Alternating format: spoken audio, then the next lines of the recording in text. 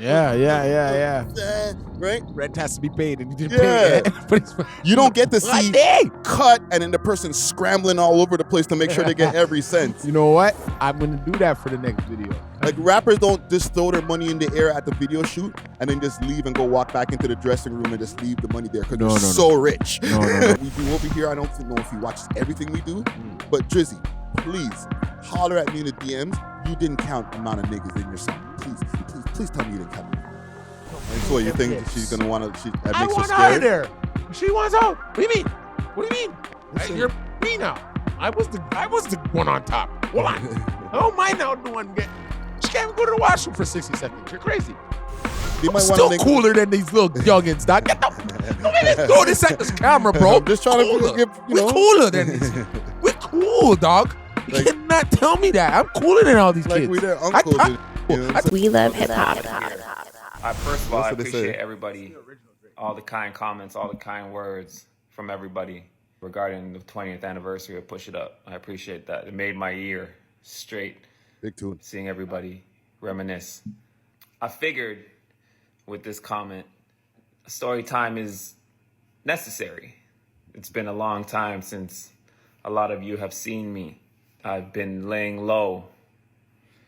Yo, what's up with this smile, bro? I took a different road some years back, over a decade back, when I decided to remove myself from music as a recording artist. Well, let's start from the beginning then. Oh my God. 18-year-old me puts out a song called Push It Up. I had just signed a deal. Well, before that, let's start a little bit before that. I think I was about just turning 17. Before Push It Up, I put out a song called Hypnotic with my brother. Big up Scotch, the person that taught me how to do music, how to talk Big me how up to Scotch. produce and all them thing there. Anyways, I put out a song called Hypnotic in the streets. Back then we were producing, and for a lot of the local acts in the city, we're producing for JB, we're producing for man like Don Million, we're producing for a lot of the local men, you know, for the Smugglers. Big up Jane and Finch, big up Driftwood, you know, big up everybody in the East End that we were working with. Hold on. I don't mean to stop the man, but there was something that he was posting that had gotten my attention. Okay, this right here. At times, you know, like I overdosed. Yeah, part 2. I signed a publishing deal with Warner Chappell Music in the States. I was working on an album, and in that time of working on that album, I was just all over the place, man. I was all over the place. Even when I won that Much Music Award, like I was in that building, like there, you know, you do press after you win, doing press, and I was just drunk and I didn't give a f. And I was just like, man, y'all don't care. But I was deep in my pain body. Shout out to Eckhart Tolle. This pain between body. 2009 and 2013. No matter what I was doing, I didn't think it was good enough. The fact that I'm still here today to talk about this is a miracle, straight up. It got real at times, you know, like I overdosed on MA, and I was near death for a minute, doing interviews, doing radio interviews, barely able to talk during the recovery phase of that overdose. Bro. And did you know this, bro? Yeah. You knew all about the man ODing and stuff, fam. But not in somebody telling me it in a malicious way. So I always held it down. You know what I'm saying? Yeah. You know what I mean? I'm not gonna I know Digga in a certain way, and I know his brother Scotch, right? So I would never. You know what I mean? A man's business is a man's business. If you get to see it like that, then you got to see it like that. You know what I'm trying to say? Yeah. So it's like some BTS, some behind the scenes shit. Very much so. There's a lot of behind the scenes that I would never. You know what I mean? Like other reasons, like we were talking about last night too. You know what I'm saying? Like behind the effing scenes. You know what I'm saying? Like I know some things, dog. You know, and I was there. But anyways. That behind the scenes get crazy, bro. Yeah, fam. Somebody sent me this clip on Instagram in the DMs. Yeah. And this is on TikTok that Diggs has been getting shit off, right? Mm-hmm. I had no idea that he was like, he's saying that during those Much Music times when like, he was running around doing interviews and stuff, like he was zonked out of his mind. Zooming. Wow. Why not? But I get it. I get it at that time because you see the thing with music, I feel it's a self-destruction industry. It's a self-destructing energy. Yeah. Now, the ones like Jay-Z who make it on that level is because he didn't drink. He didn't smoke. Well, he didn't excessively drink. He didn't excessively drink. And if he did, you've never seen him drunk. And that is the thing. A lot of people use the substances to elevate their mind.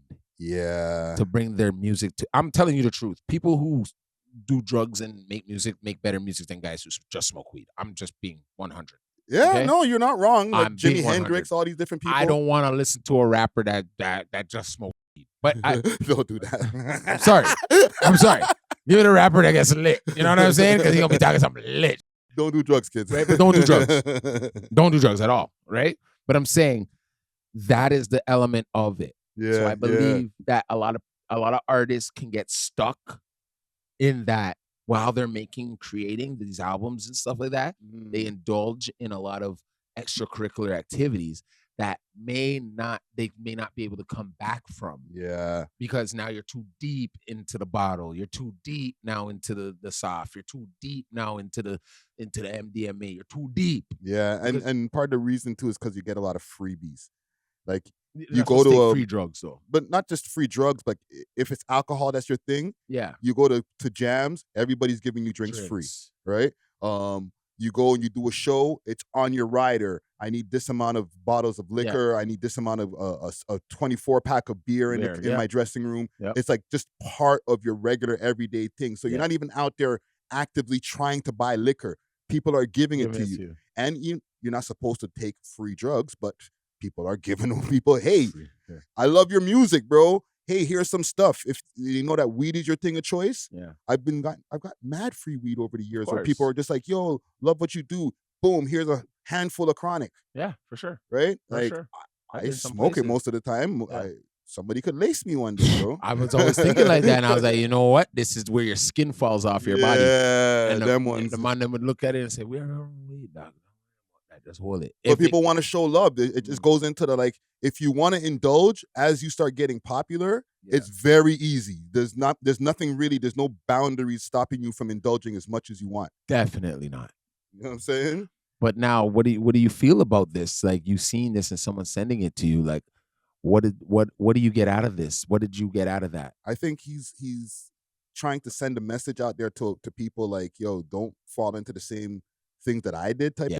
Yes. And yeah, it's weird because he's obviously not as popular anymore for music. He doesn't make music anymore. But he makes some dope ass videos. Yeah. He's director Diggs now. Right? Yeah, he's director, right? And he has a good relationship to X. So you know what I mean? That is the best route he did take, because he knows doing the music leads to him into self-destruction a little bit more than if he's just, okay, let me come up with a treatment for a video now. Yeah. And I'm not every day in the studio around rappers drinking, smoking, doing their damn thing. You know what I'm saying? And necessity. Yeah. And there's a spotlight thing. Like, you could be in the spotlight, you're doing all of the drugs and everything that people are giving you. And that's cool. But then now when you're falling from grace or falling from the spotlight, you're doing those same drugs to cope with the fact that you're falling off. You're gonna mash up yourself even worse. Yeah, then it gets messy, bro. That's weird. Yeah. The whole world's against you. Yeah. Listen, man, I just wanted to bring that up quick fast because like people keep on sending me like, yo, do you see what Diggs is up to? Yeah, but he's not on drugs, guys. He's not on drugs now. Not now. Definitely not. I just never knew he was before. Yeah, but like all of the whole industry on this stuff, man. They all on smack, man. Niggas is doing heroin. Yeah. You know what I'm saying, dog? Come on, dog. That's straight facts. A rapper the other day, like, Friday, who is this guy? Who said that? You know, bro. But anyways, acting like mans can't see the thing on Snapchat. You know what I'm saying? Like, I don't be honest. I don't be on exactly. Snapchat. I'm not on Snapchat, but they were trying to like be sneaky. Somebody was dissing. Couldn't diss who themselves. I didn't see dissing? it. I didn't see it. The only way you can diss me is if you call me directly on my Instagram or call me on my phone and ask me who I am, and we'll run down the resume. Mm, And I think Friday would run down my resume too a little bit. I've done a lot. for sure. You know what I'm saying? Yeah. But anyways, we'll go on from there. That was just my little sidestep. You already done know. Man, them know who I am. Stop it. Nobody knows what blood clot Dusty Wallace is in the damn city. Scary Potter. Scary. Gets scary. Spooky. Let's start this shit off. Whoa! God damn. I'm turn the podcast into a whole jam session. Jeez. Yo, I woke up this morning and said that. I was like, I'll never stop listening to Diddy slappers. Oh, man. I seen that one with him and R. Kelly, and I was like, oh, God, that's a sleeper. Yeah. A Diddy R. Kelly collabo together? Yeah, that was, but that tune is wicked. I won't lie, dog. You play that, you're looking for trouble right there. Let's get into it, man. We are Buck is the world's most smoked out podcast. We love hip hop. I'm your host of the most toast Friday, Ricky Dread, aka Viral Rick, man. Shit. Yeah, man. Let me hold that title, man. I'm gonna keep that Viral one. Rick. Viral Rick in the building. Hold on.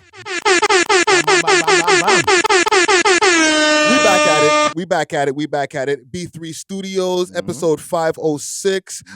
We got over here looking like the drippiest Smurf of them all over here.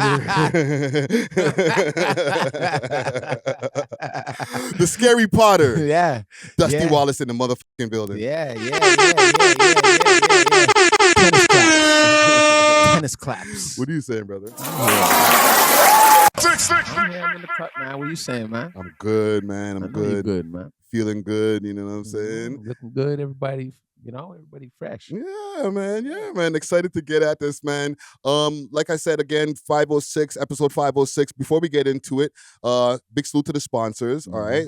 Big salute to Diamond Club. That's the sign that you see right behind us over here. Yes, all right. If you need any loud delivery across the GTA, they got pens, edibles, all types of 420 needs. Hit them up on their Instagram page, Diamond Club _Canada, and you could use the code We Love Hip Hop if you want a little discount. You heard me. Also, if you need some of that blem, hit up Steamin' Hot Grabber. Okay, they got all different types of grabber flavors and all different types of ways that you can use the grabber and stuff like that. Hit them up on their Instagram page, Steamin' Hot Grabber, and use the code We Love Hip Hop. One last one. If y'all want some delivery within the Ottawa area, big salute to all my people in Ottawa. Okay, they have Only Loud right now. Let me just do something quick fast because I want to make sure I give them their proper things here. You know what I'm saying? Make sure you don't want nobody call you and tell you, oh. Yeah. Oh, I'm seeing some DMs from some big rappers there right now in my thing. Excuse me. Okay. Only Loud is the one-stop shop for your favorite legacy brands and all things loud. Only Loud provides mail order delivery nationwide and same-day delivery for those in the Ottawa area. Check them out on their website, onlyloud.ca, and follow them on socials. Only Loud Canada on Instagram and on Snapchat, onlyloud.ca. For more exclusive content. Only Loud, it's a lifestyle. Right? Mm-hmm. Okay, so big up to Only Loud. Dusty, what's going on with you, brother? Yo. How's your week been, man? It's been good. It's been great. It's been healthy. It's been fine. It's just, there's some things I was doing I just can't remember. Because it's a lot. You didn't go out to any events. What happened with the Suicide Boys and stuff? Did you do with them? No, that's this Monday. Oh, I thought that was last Monday. So did I. I ended up on the radio and just doing my damn thing. Okay. You know what I'm saying? But no. That's this Monday. Denzel Curry. You know what I mean? We'll be backstage at the ACC Center. You know what I'm saying? Doing big things as usual. I'm outside. Okay. Other than that, you been good though? Staying out of trouble? Yeah. It's just something I wanted. I just can't remember. It'll come to me. It'll come to you. It'll come to you, man. But yeah, other than that, I've been good, healthy. God's been good to me. You know what I'm saying? And all the time. And just minding my business and drinking my water. That's it. Staying cooler than the other side of the pillow. You know how I do. Good. As for myself, I've been trying to stay out of beefs and stuff like that. I've been watching some of these internet beef, not beef, right? Okay, because the streets is real, but I'm talking about like internet streets, right? Yeah. Like there's a few different things brewing that we will talk about in our list here. And I'm like, how the hell do I find myself in the middle of like two stories, bro? Yeah, because you're in Friday. Can't calm yourself. Nah, bro. I don't be doing nothing, fam. I interview people. Okay. I'll just give you just a quick prelude here. Salute to Justin Hunt. Salute to What's the Dirt. I interviewed both of these gentlemen, and now these guys are at war, bro. You know what I'm saying? Why? We'll get to it. It's over the Family Matters video, but it got crazy, bro. But like, there's the Lady SB. You know what? Let's get to the topics. Let's just get right to it. Because I got a bunch of topics here. First thing I got here on the list here is Lady SB going viral again. Obviously, if if you're not from Toronto and you don't know, you living under a rock, right? Yeah. She got arrested, human trafficking. Her and 4 gentlemen that or individuals that got arrested at the same time. One thing that we didn't mention, or I didn't mention when I was live, is one of those guys is from the For Y'all Media. Is that this gentleman right here on the bottom? Let me see if I could pull up a bigger. This Sean Mitchell guy. I don't know, man. Or Shawayne Mitchell.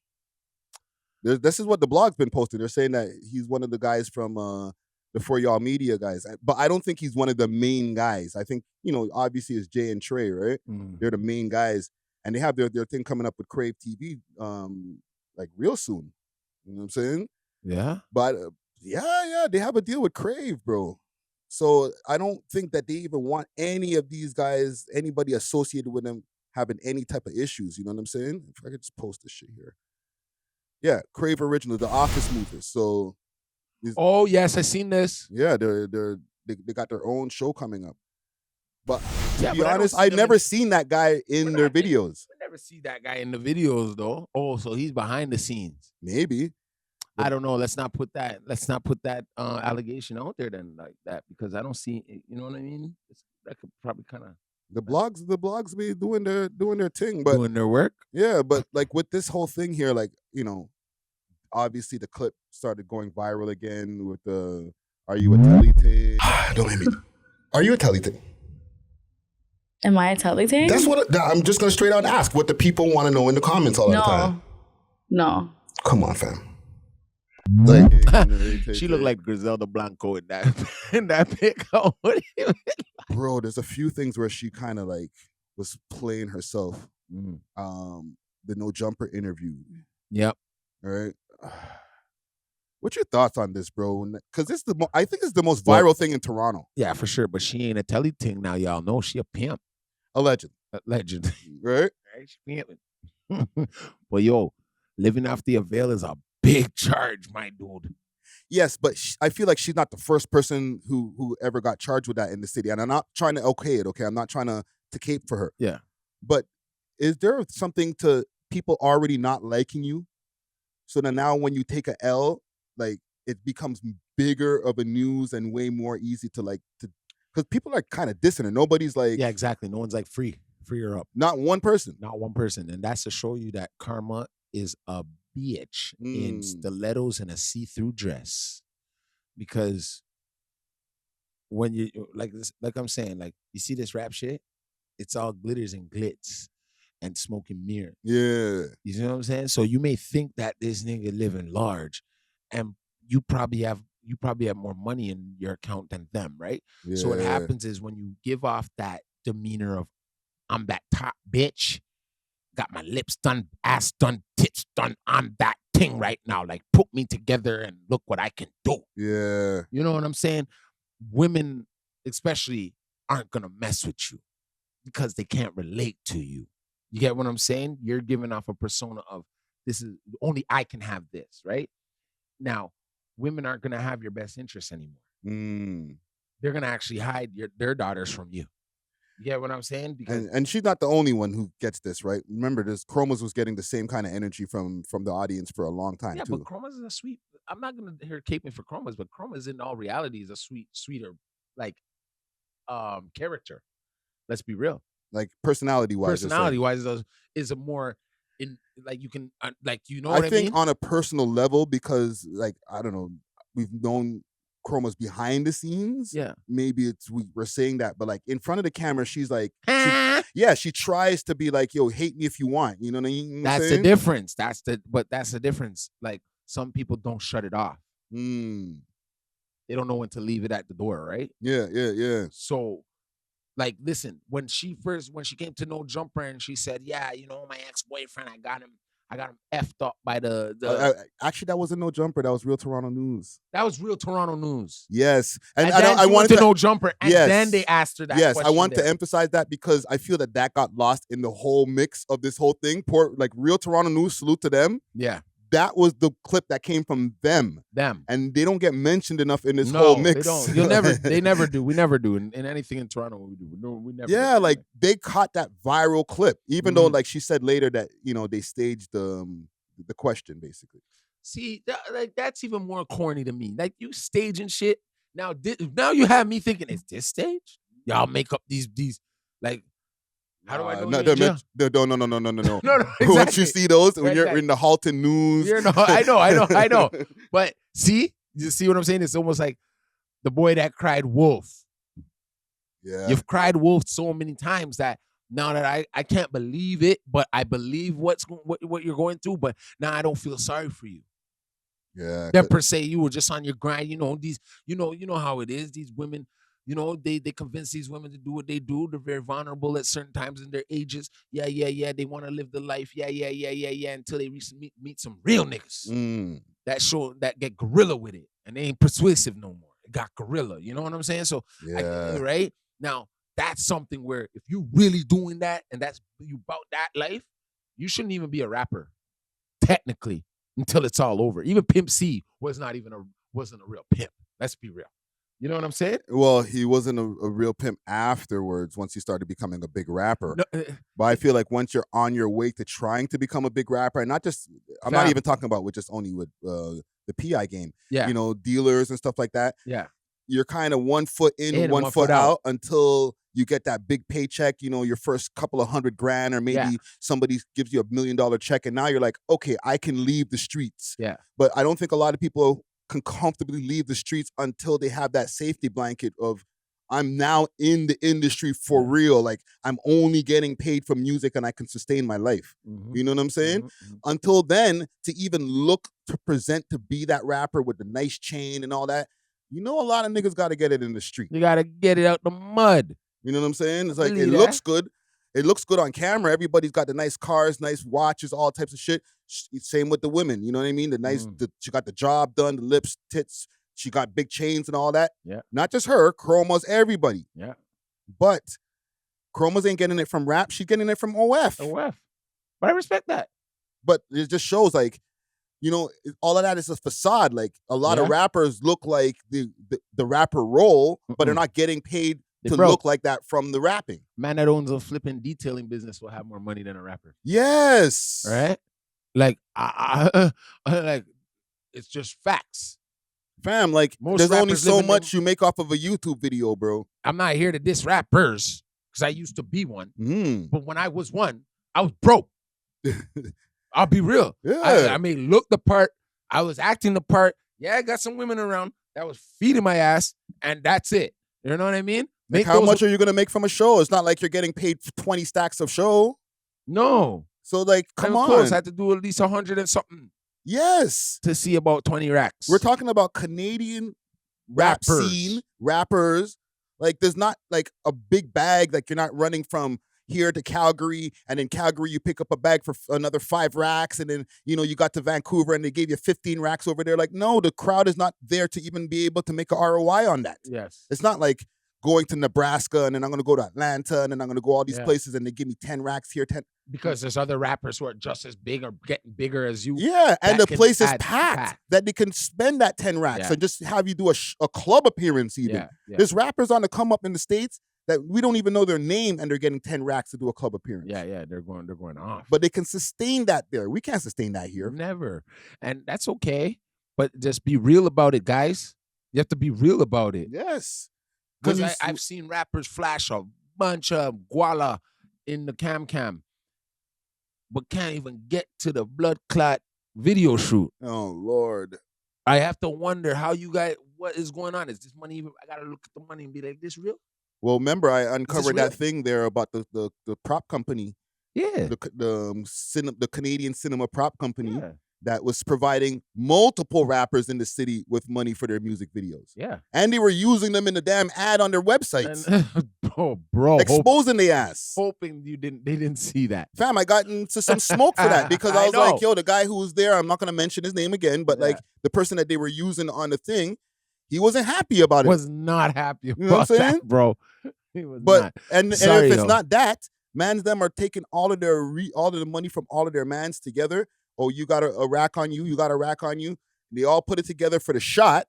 And then after the shot is done, everybody make sure I get every cent back that I gave you for that shot, bro. They market. Man, the market. See, I don't even know that, bro. See, you're putting me on, bro. I know. Man, the market in the bills, them. That's funny. Trust me, especially if it's a bunch of hundreds. That's getting marked. A little star on the corner, little star on the corner, little star on the corner. The one with the red inks, those are mine, fam. Make sure I get every dollar back, dog. Yeah. Yeah. Yo. That's my rent money right there. Family, I only have 980 right now. Where's my other 20, dog?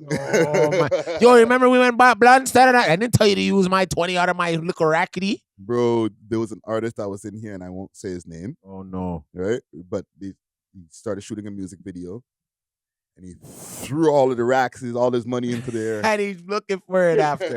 Yo, I never witnessed this, okay? Because I just watched the videos. Right? I haven't done music videos in a long time myself. So I haven't gotten to the throwing racks and what happens after or behind the scenes. As soon as the racks are thrown and like it was like, all right, cut. Yeah.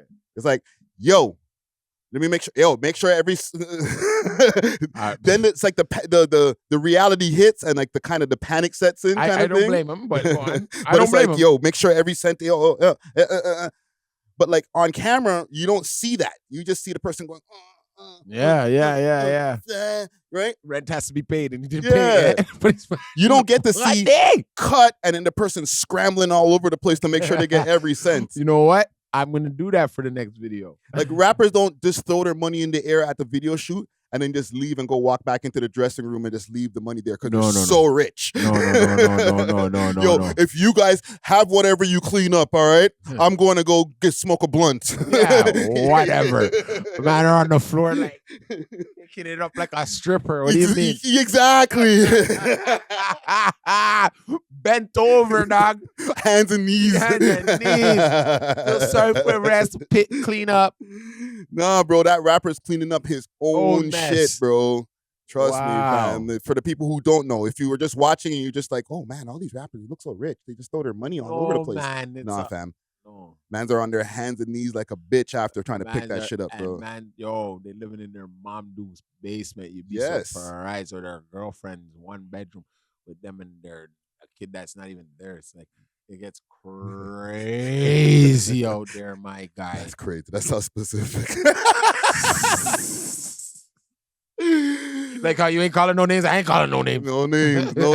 We might have to call this podcast the No Names Podcast. Man, they're gonna hate me for this one. But so you think that because people have been saying in the comments, she gonna tell?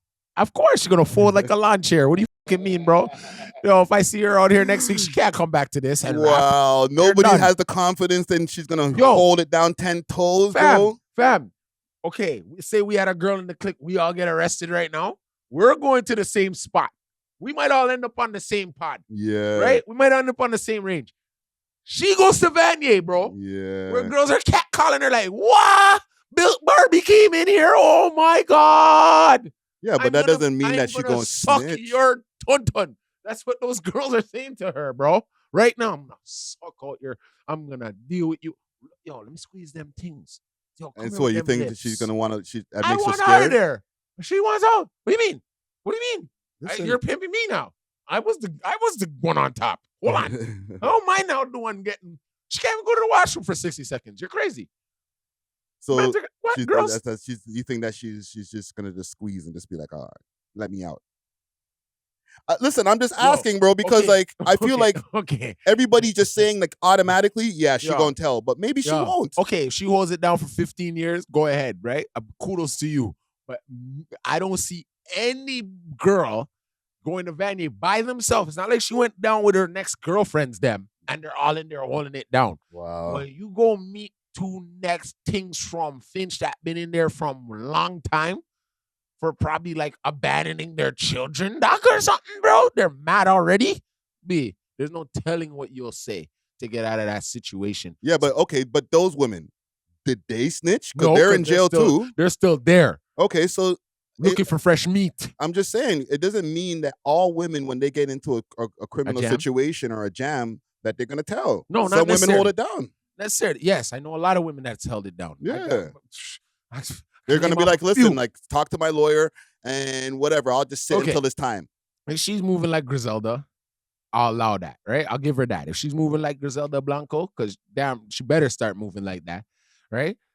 Then that's the case. But let me tell you, when she see two blood-clad jigger come out of this girl's tun-tun and be like, yo, I'm cut off your big breast, them, yo, you want to leave that place, okay? Because you're by yourself, right? No matter, remember, these people know you're coming in before you get there. They see she's high profile. Or she's high profile. She's mid-profile because people, like, you gotta remember, like, she's only popular because of the viral moments. It's not like she's some big musician. Thank you. And think about how much hate you're just getting online. Some of these hates could be from already online in jail. Yeah, or girls who were hating when they were on road and then they got locked up along the way. Got locked up. Yeah. You could have told two girls before go suck their finger. And now they're like, yeah, you're coming in here today. Fresh meat or fresh fish or whatever we're gonna deal with this. This is gonna get started. Or yo, you're one of those girls that you guys were supposedly, you know what I'm saying? Right? Allegedly. Could be one of their sisters. Could be one of their moms in there. Could be one of their cousins in there. Could be one of their best friends in there. Could be one of even their ops in there. They'll still want to get you. Yeah. It's a girl jail is smaller than like it's a you're going to Vanier, dog. You're going to Vanier, dog. Yeah, Where else you going? I'm gonna give her the benefit of the doubt. And listen, I'm not excusing any of the charges that all five of them have. But I'm going to give her the benefit of the doubt that she doesn't just rap. Okay, she going to fold like a lawn chair? Yeah, because everybody's saying she's going to fold, she's going to fold, she's going to fold. You just never know. So she might hold it down. She might have been like, you know what? This day might have been, I've always expected this day to come.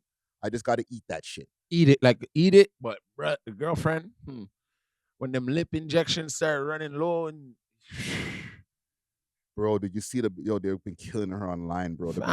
Besides the mugshot, the before and after that they were posting. I know, man. I was on stream with Ak yesterday, right? Salute to Academics. And he was looking at the pictures before I got on the stream, and he was like, who that, though? Who the other girl? Pictures that you were looking at before, you were wondering who that was. That was her. What do you mean? You know the pictures you were looking at on Keep Six's page? And you were wondering who's the other chick? Oh, I got one up right now. Did she snitch on the other girl? No. Scroll back up to the other where there was a picture of a young girl that was right there. That's her, dog, before the plastic surgery. Oh, the one on the right? Yes, with the black. That's her before plastic surgery. Wait, you talking about the one on the left? Yes. Nigga, that's not her, nigga. Stop it. That's her. No, it's not. And I was like, when I finally got on the stream, I'm like, bro, that's her. And he's like, no. Which one? Like he couldn't fathom the thought that like this girl transformed into the next gal or into the same girl. I don't know, bro, but you know what? Should have kept it like that, girlfriend. You should have kept it like this with the nice little glasses and no, you know what I mean? You just look like a little. It's a different girl, bro. It's a whole different person, and that's witchcraft. That's mean. It's a different time too, though. Like she might have a different time in her life. Yeah, you know what I'm saying. She wasn't trying to be all about all of the glitz and glamour, and you know, once you want to be part of that whole glitz and glamour life, bro, there's things that you got to do. Maybe you know, you start getting infatuated with the look, and then you give me more lip injection, make the titties bigger, and next thing you know, you're in a cycle, bro. You know what I'm saying? You can't stop yourself, bro. Now you have to maintain it, and then you go to maintain it. The doctor's like, hey, you know, you could do this. You could or you could add a little bit of this to your eyebrows or whatever. Like, they won't just go to give you the maintenance, fam. They're always trying to upsell you. Understand what I'm saying? For sure. So while you're in there, to just, because I seen things on her Instagram stories, like she'll do the belly thing. They'll have the little thing that puts the Like belly the back. Marilyn Monroe kind of vibe, like that. It's like a shaper. waist. Yeah, it's a shaper. Right? She'll go to a doctor or whatever, a specialist, and they show they're putting a shaper on her stomach or whatever. While she's in there doing that little maintenance thing, they're like, "Hey, your eyebrows look like they're a little bit low. You know, we can help you with that." And the next thing you know, she's like, "For real?" Boom, put out the money. So hold on, she's insecure about herself. This is all those girls who are like get trapped in that plastic surgery cycle. Once they've been taking that step to say, "I'll do this and I'll do that," especially bigger procedures like BBLs and stuff that you have to recover from, your mind is open to doing other shit. Like, hey, let me try this. Let me do the nose. Let me do this. You know what I'm saying? And then once it starts wearing off, you're looking in the mirror. You're like, oh, I need to add more. And now you're in a cycle, bro. There's some real crazy people in jail. How do you not know one of them is not going to catch her ass and be like, I want those tits? Come on, bro. It's not. I know. I'm playing. It's not American jails. You know what I'm saying? Or some But Cambodian jail or something. I'm playing, but I'm not.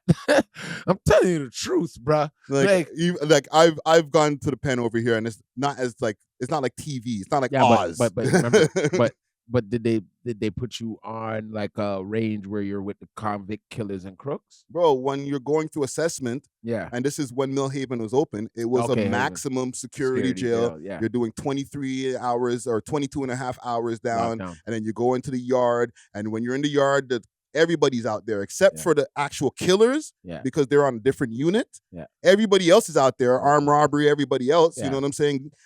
Gangs, you're seeing different HAs, all the different people all over the place. So like you're mixing. Yeah, they're doing their time. You know what I'm but saying? It's not as for more violent crimes.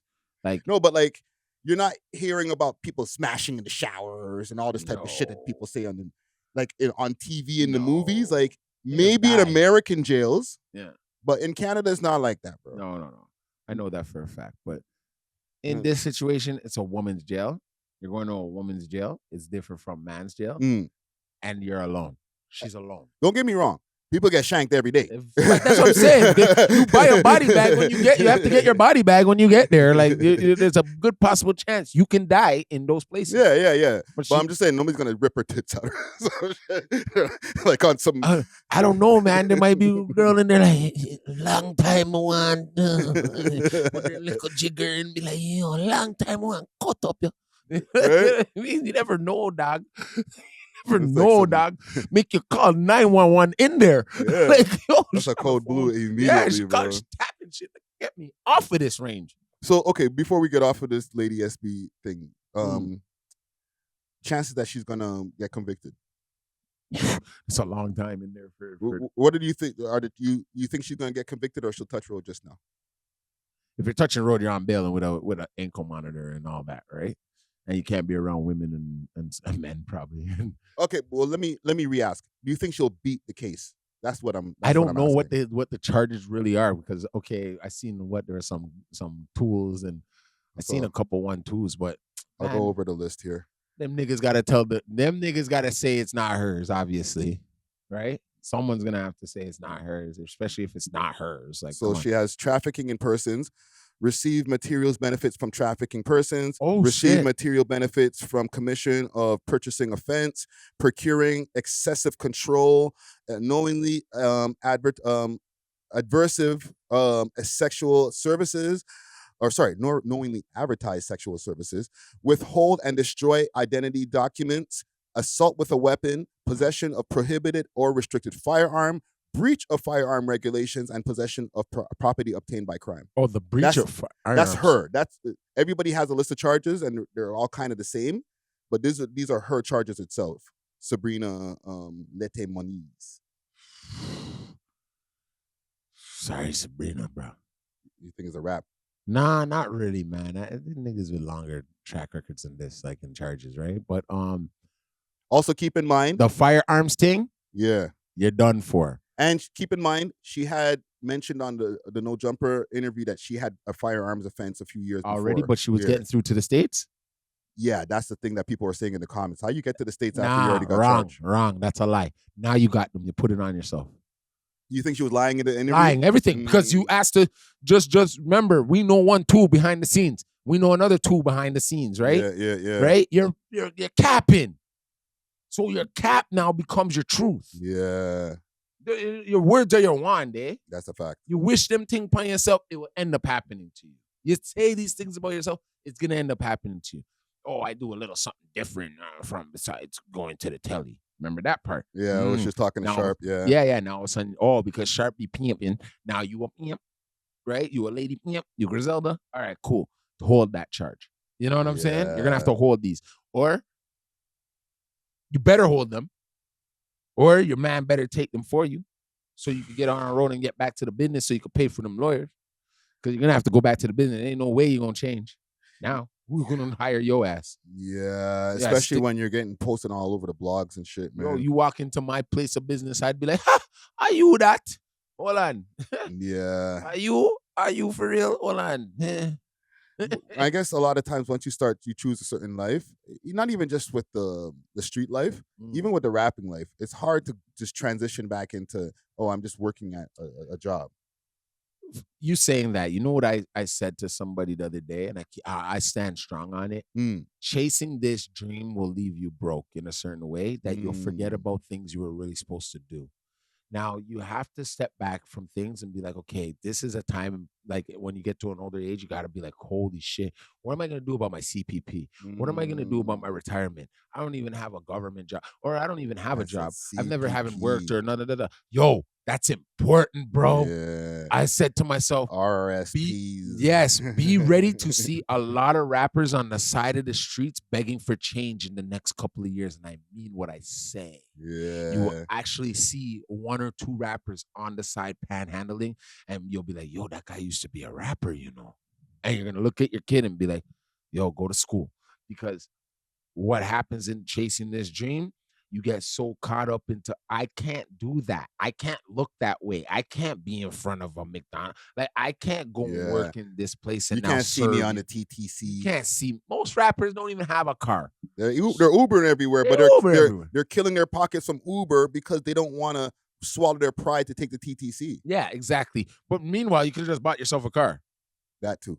The same amount, even if you're driving it illegally, get a girl to go. Yeah, but what kind of car? You want to just get like a little $2,000, $5,000 car? But that's better than me giving it to an Uber, and it's better than me taking TTC. Well, I can't pull up in front of the club with that. I gotta have to park. Then don't walk it down the street and walk in, motherfucker. But at the end of the day, you know how you're getting home and you know how you're getting there. I don't care.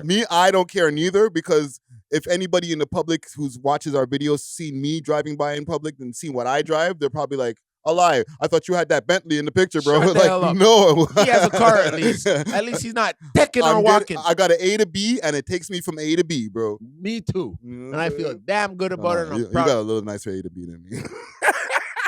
No, man, but dog, that's just how it goes sometimes. But I tell you this, my next one, it ain't gonna be no big time thing. I tell you this. I tell you that much. It's not gonna be no big time. You might see me in a caravan. I swear to God, being a soccer dad. You don't play with me, because you know what I'm thinking about? My damn house, my mortgage, because it's already hard enough to live and buy groceries. That front shit, that ain't gonna help you, bro. Yeah, that's not gonna help you. Rap ain't gonna help you 10 years from now, especially if you're not a made man. Yeah. If you weren't born into the system of labels and your dad was a rapper, or your dad or your mom was a singer, and they have the links to get you to the next level, I'm sorry, my nigga, you better keep it in school. You better go and get some little bit of education. Like when I see with the Free A, he went and got his he got some type of sociology degree. Yeah. When I heard that, I go, that is the realest rapper out right now. I praise him because you know what? When this is all said and done, you know what's gonna happen? He can turn back to that and be like, this is why they'll give me a loan at the bank. They're gonna give you no loan at the bank for being a rapper, eh? Yeah, they're not. No. That's not it's not a business. It's not a business. There's no assets that they can say, okay, so we're gonna take your microphone. Is that the collateral? Is that what your music? Have the rights to your music after that? No, that's for the label to do. Yeah. Like you still have to have a legitimate business. Yeah. At the end of the day. most rappers that are legit, that are actually now still sustaining themselves and making money, have a shoe store, have a gear store. Yeah. Like Fat Joe, he has a bunch of shoe stores around the place. You think he's really making money off of music? Hell to the hell no. He is, but not. If he was just only depending on music, he wouldn't be able to have the chains and the houses and everything. Gotta remember, those are label babies. Yeah. Fat Joe, Noriega, all these guys in the 90s relied on a label. Yeah. Imagine them going what would you say, independent now? Yeah. They would know what to do with themselves. They would be crying. Like, I gotta stay in the Four Seasons instead of the Hamptons? What? Yeah. The label used to pay for me to be here. Yeah. Now I can only afford this. No. They know once the label thing stops, their life stops. Yeah. So they'll forever be a slave to the rhythm. Okay? There's nothing else beyond that, right? So to keep up with the Joneses, the best way is to live like not above your means. Yeah. Don't live beyond the means, bro. Yeah, bro. Yeah. So, bro, Listen, man. how it goes. Well, salute to Lady SB. Salute. Or actually, let me not say that because Can't salute. people are watching my words very closely lately. Very. Okay? I'm even watching that one. Can't say that. Right? Hold your head to... Actually, I don't even know what to say, man. Yo, We'll keep you all updated. every bro. dog has their day, and everyone has a right to be to get bail. Okay, every man, woman has a right for bail. Yeah, innocent till proven guilty. Yeah. Right? And, if they're innocent of the charges, then free them. If they're guilty, then it is what it is. Like once it gets violent like that, Yeah, you're on you some gorilla pimp you and you are shit. some gorilla pimp. Yeah, You ain't persuasive. Can't get a bitch to give you money without hitting them. That's crazy. Yeah, it's a mod thing. That's mod. But yeah, let's move on, man. Yeah. I was gonna say that this is dark, but like the next topic I have is just as dark, bro. Diddy. Big salute to the sponsors, Diamond Club, with delivery all over the GTA and now all across Canada. They got the best selection of flour, edibles, and pens, and all types of goodies that you need. You can find them on their Instagram page, Diamond Club _Canada, or you can find them on the 7 Days of Weed app as well as the Leafy Things app. Let them know that you heard about them through the We Love Hip Hop Network, and they may give you a discount. Big salute to Diamond Club. Cheer! The diddler. He's on self-deletion watch. I don't want to say the word, right? Yeah. He got denied his $100 million plus No, bail 50. package or $50 million bail package. That's nothing. So they said, no, you can't come out because they feel that he might be out there. He might try to intimidate witnesses and stuff. Yeah, they're gonna think that, but that's also the play at hand. I feel like because they're normalizing everything from homosexuality, they're normalizing things from children trafficking to trafficking. They're normalizing a lot of that. They are, because in a natural, there's so many other companies, bigger companies and bigger entities doing this before a lot of these people that are now coming out to say they've been doing that people are saying they're doing it, right? Yeah. You gotta remember, there's not really any trafficking. There's not any children trafficking charges on them neither. Yes, but they have the S trafficking, which is basically him, ordering prostitutes from state to state. But you know what, that kind of messes me up. You're right, but that kind of messes me up because how does that make him a sex trafficker if he's buying it? Because you're not allowed to buy sex In right? certain states. You can. In certain states, but if you're doing from state to state, now that becomes federal. You know what I'm saying? But he's a so sugar if he daddy. flies let's say he flies a prostitute from Miami to New York and pays her to get into the freak off. Boom, that's the charge. And it's a federal charge because you flew her from one state to the other. So what he should have really done is when he gets to those states, call the girls in those states, and then nothing would have happened. Basically, right? Like if you want to really get technical, you know what I'm saying? Because it's a federal charge. It's not like with Doug and those guys that they have state charges. Yeah. Once the feds are on you, bro, the feds have like a 98% conviction rate. They're not coming for you until they're ready. They have all their ducks in a row. So they got something. And they're not giving us, we don't know everything of what they got yet. Yeah, but he will know. And I believe in 5 days he will be released. You think he'll get out? Yep. Interesting. Yep. I do think so, because it's just a lifestyle that he lives. Like they can't just make it look like, oh, slap on the wrist. That's why he went to New York. because they were already preparing that. Now, reason when the feds walk that they actually They raided make him. arrest ahead of time of the arrest that they weren't supposed to make. He was supposed to turn himself in New York, and then they came and got him a day early. Yes, because you don't know who. Because they're saying it was him trying to kill himself or he's on with. No, they were already tapping his lines. Someone was coming for him. You think somebody was coming to murk him? Someone was coming for him. Someone has threatened him. So what they do is they step into play before he can get hurt. That's kind of like what happened with Tekashi. They were kind of worried for his life. Yeah. Because they felt like the Trey guys, or I forget the name of their crew, 9 Trays or whatever. Trays, yeah. Right? They're trying to violate him. They were going to super violate him and all types of stuff. Yeah. And then the feds swooped in because his own team was going to kill him. Now, that's what I'm trying to say. Now, when you want to know who are his other, the people who have already flipped on him. Yeah, there's probably besides, because they're saying that Cassie's back up in the case. But I think Cassie's just one of probably many people who are like, listen. A lot of his cases are going to get thrown out, brother. You think so? Yeah, it's a tightrope walk, because remember whoever, because they want to. This is it. You're ordering these girls from somewhere else, right? But technically, you're not really the pimp. Who is the pimp? He's not giving them up yet. Yeah, well, that person has to go down too. Whoever has been selling the hoes to, and also keep in mind, sometimes Cassie was the one who went to make the order. You. That's why they released that tape on him to make her look like she's doing the exact same thing Lady SB was doing with them niggas. If you really take that in.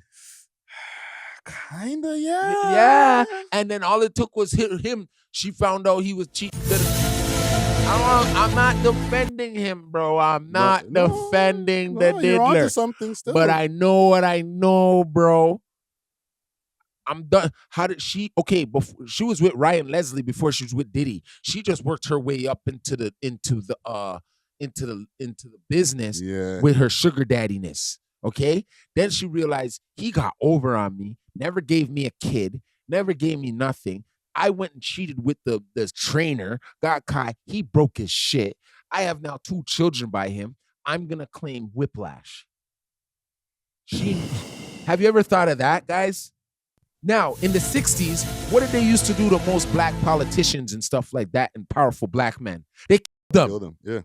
Okay? This is the assassination of character. They're just embarrassing him. You notice his kids are getting more famous?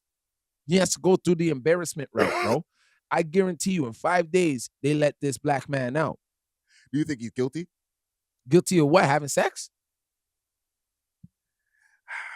I guess. Guilty of what? Having sex? Guilty of probably beating the shit out of the girl. Yes, that for sure. But I'm saying, like, they're trying to also say there's like blackmailing that he's been doing. Blackmailing goes on every day. Like, he has other people on these videos that he's been blackmailing. Like, they get into these freak offs, and now he has videos on them and stuff like that. So it's like he's been extorting people, basically. But that's their sexual preference. I cannot be charged for my sexual preference, but my brothers. It's hard to, because I like baby oil and that does not mean that's just my freak off. The baby oils is wild. Right? I like it's only 300 and something. If you split it up, it goes to every house. It's only 300. Yeah, what did they say, 1,000? Yeah, so that means split it up between my houses, 300 there, 300 there, 300 there. When I come around, I want to spray baby. He's a bulk guy. How can I be sued or charged for my sexual preference? Yeah, the only thing I guess they can say is the trafficking cross state line stuff, and that was wrong. And I think a lot of people who are like watching this case, they're starting to realize for themselves, especially like when they're flying hoes out. Yeah, there's one thing to like be like, oh, this girl likes me. No, she hit me on. No, hold on. She likes me. She hit me up in the DMs, and I flew her out, and you know, I just paid for her hotel. Got to be careful with that now. That could be cool as like, all right. She likes me. I didn't pay for no sex. I just paid for the hotel. But now if you pay for this girl to come out here and, you know, before having any sex, she's like, I'm going to need you to break me off an extra like $500. Now you broke the law. Federally. Yeah. And that's. I think a lot of guys do that in their regular life and are now realizing that's a charge? That means every football player, basketball player should be in jail right now. Down to even a hockey player should be in jail right now. Because I'm sure there's guys like the football players, basketball players, they fly a girl out and the girl's bad as shit. Yeah. And now that she's there in the crib, she's like, yeah, I want to have sex with you, but if you could just give me an extra 1,000. He already gave it to you, though. He's not. The girl didn't even have to go through that. Here, bitch. Here you go. You want a bag? As soon as she walks in the door, here's 1,000. Here's 1,000. Take your clothes off. No, hold on. You see, you just said it. Here's a bag too. You don't even have to say here's a bag too. If you just give her the bag, like a Hermes or something, yeah, that's the equivalent of, let's say, like 5 racks or whatever. Yeah, that's the exchange. That's the exchange.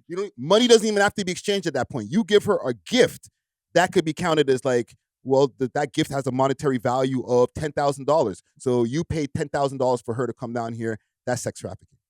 Yeah, but I'm buying. There's a difference between buying. You, as the buyer, are liable to get charged, and the seller is charged to getting charged. So just like when he has the parties and he has the cocaine running around the table and everything, none of you bought it. I'm just facilitating it now. Yes, but him buying it is also illegal. Very much so. But now you guys got to go do your job and figure out who I bought it from. That's on y'all. Yeah, but that person's going to get theirs too. I'm just saying the action of the dealer is the illegal part and the buyer. I understand that. That. You both have to get a charge. Okay, that's the only... See where it gets a little iffy? Where that is wrong, whatever, in any sense, of course. Mm-hmm. But I still see it as who went and got it. Yeah, if he didn't make the purchase himself, thank you, then he can maybe get off of the charge. That's where he was. Oh, now that's where the Cassie situation comes out to play, where they released that embarrassing moment for him, right? But really, did we know what was going on in that room that day? None of us really knows what's going on in the room that day. Like, he could be getting her to do the purchases of the guys or girls, do the purchases of the drugs, So it's like, I'm not the one who's actually doing the purchases. It was her. Yeah. But in the end of the day, it comes back to him because it's his money. It's his, very much so, and the manipulation of the mind because of the age difference. Yeah, how do we know she wasn't under duress? You know what? Quick fast on being under duress and stuff like that. Did you see that thing about Jay-Z and Rihanna? No. There's a thing that's resurfacing. Jay-Z kept a 16-year-old Rihanna in a room till 3 a.m. and forced her to sign to him. And this is the quote: "There was no ways to leave here, either through the door with a signed deal or out the window. And we're on the 29th floor." That was a quote from Jay-Z. Let me play the clip. We don't sing songs here, we sang artists. And there was this little pause, and I was nervous. But then he said, and we're interested. And there was this sudden feel of relief. But then he said something about a window and a door or something. Oh, then he said, you did it homework. I did a lot of homework on you, this lady. He said, there are 2 ways to leave here, either through the door with the deal signed or through this window, and we're on the 29th floor. So you... Oh, yeah. What? Tyra Banks show, too. It's on a Tyra Banks show. Tyra's like, whoa. Whoa. That didn't age well. No. And I know he was joking, but... Was he? Maybe not. That's a weird joke, man. I know, but you're joking. But I say that to say, like, these are the type of tactics, like, Jigga, Diddy, all these guys are kind of on some Suge Knight. No, Suge Knight look like an angel compared to all these guys now. I know. Suge Knight the only one in jail for the next 28 years. Like, sitting down like, I told you so. I told you so. You're Me, right. I never killed Pac. Pac was my... I got shot too. The killer is running around right now. Now you got the killer, i.e. Diddy. And remember, Biggie was about to leave Diddy and was ripping Diddy off. Let me ask you a quick question. Because they're saying that there's a list of people that might get released that were on some of these tapes. Any predictions? Yeah, Stevie J. Stevie J is definitely on those tapes. Right? But see, I think Stevie J is one of the people that I like. If I was Diddy, I would send Stevie J to flip on me. But besides Stevie J, because I feel like Stevie J's already been Rick Ross. You think Rick Ross is on some of those tapes? Damn right, with all the baby oil too. With baby oil too. Baby oil too. I think I had a Rick Ross sound in here somewhere, but I can't find it right now. Okay, who else do you think is going to be on that list? J-Lo. Oh yeah. J-Lo. Do you think when he was dating J-Lo that she was participating in freak offs? He was never dating J-Lo. That was just for like how you remember how people have those fake relationships? Yeah. Right? That's what was going on then. But he obviously partied with her a lot. So he obviously got her to do something. But I think those times when he was with J-Lo, he wasn't at freak off level yet. Oh no, he tried to have that with Kim and her at the same time. You think he was already there? After they got shot, that the shooting happened, right? Because she came over to Diddy's house and was like, yo, this is not good for me in my movies. Yeah. He's like, don't worry, Shine's gonna take the whole rap. Don't worry. Hey, how about this though? You want to come into bed with me and Kim? So it was. Yeah, because of that picture of everybody together too. From there, he was already showing what was up. Yo, there's a lot of weird things that have come out of this, bro. Remember, fam, these days, these guys are like untouchable. The cocaine was wicked, probably for these guys. They still got their dick hard because it's just like, yo, I'm out here. Police can't stop me. You know what I mean? Like, I'm rich. Aaliyah in the picture and everything, bro. Right? Andre Harrell. Right? All on the one big bed. Watch J-Lo smiling up, bro. Right? Yo, bro. Right? That's a Suge brothel. Knight is really just sitting there like, I told you so, man. Niggas been playing with bum. They not like us. Suge Knight is singing "They Not Like Us" in the cell right now, bro. That's a chant. Oh, man. Okay, give me one more name, two more names, because I like this game here. Who will be on the Diddy list? I hope Justin not. Wait, hold on. Timberlake or Bieber? I think, oh, man. Okay. Usher for sure. You think Usher's on there, eh? Trey Songz. Trey Songz is definitely on there. What about Meek? You think Meek is actually on there? Nah, they didn't catch him. They didn't catch him. I think he said something about he's down to give up $1 million to say that he ain't on some shit or whatever. Yo, they didn't catch him like that. Yo, daddy, they caught him at the pool. That was his one embarrassing moment. I see you scrambling. I see you scrambling and scraping, daddy. What? No, but it looks so much like he would be. But he's the one. I think he's not on it either. No, he's not on it. And Joe. Salute to Joe Button. He made sure to let people know that now that he's off vacation. I ain't on none of those tapes. I know they posted that little video of him dancing around or whatever. He's like, get that out of your mind. I ain't stayed to no after parties. I'll give you one. More. Bill Clinton. Oh, the big wigs. Yes, give me some white people before we get off of this. Yeah, please. we're gonna go. Give me some whites. What whites are on the list? For all you know, he had Hugh Hefner. Because Diddy wanted to be Hugh Hefner. Mark Rubin, Zuckerberg, maybe Zuck. Rubin, the guy who does the white parties now, because Diddy's the originator of the white parties. Yeah, but now the guy who does the white parties now, Michael Rubin or whatever his name is. Yeah, I think he used to be at Diddy parties. Yeah, and he got the inspiration from that. Who owns X? Who owns X again? Elon Musk. You think Elon Musk was at the Diddy parties? All them big guys, big wigs. But nah, play with them. They had the Musk story. Don't play with them, and they have the most money to let his ass go down.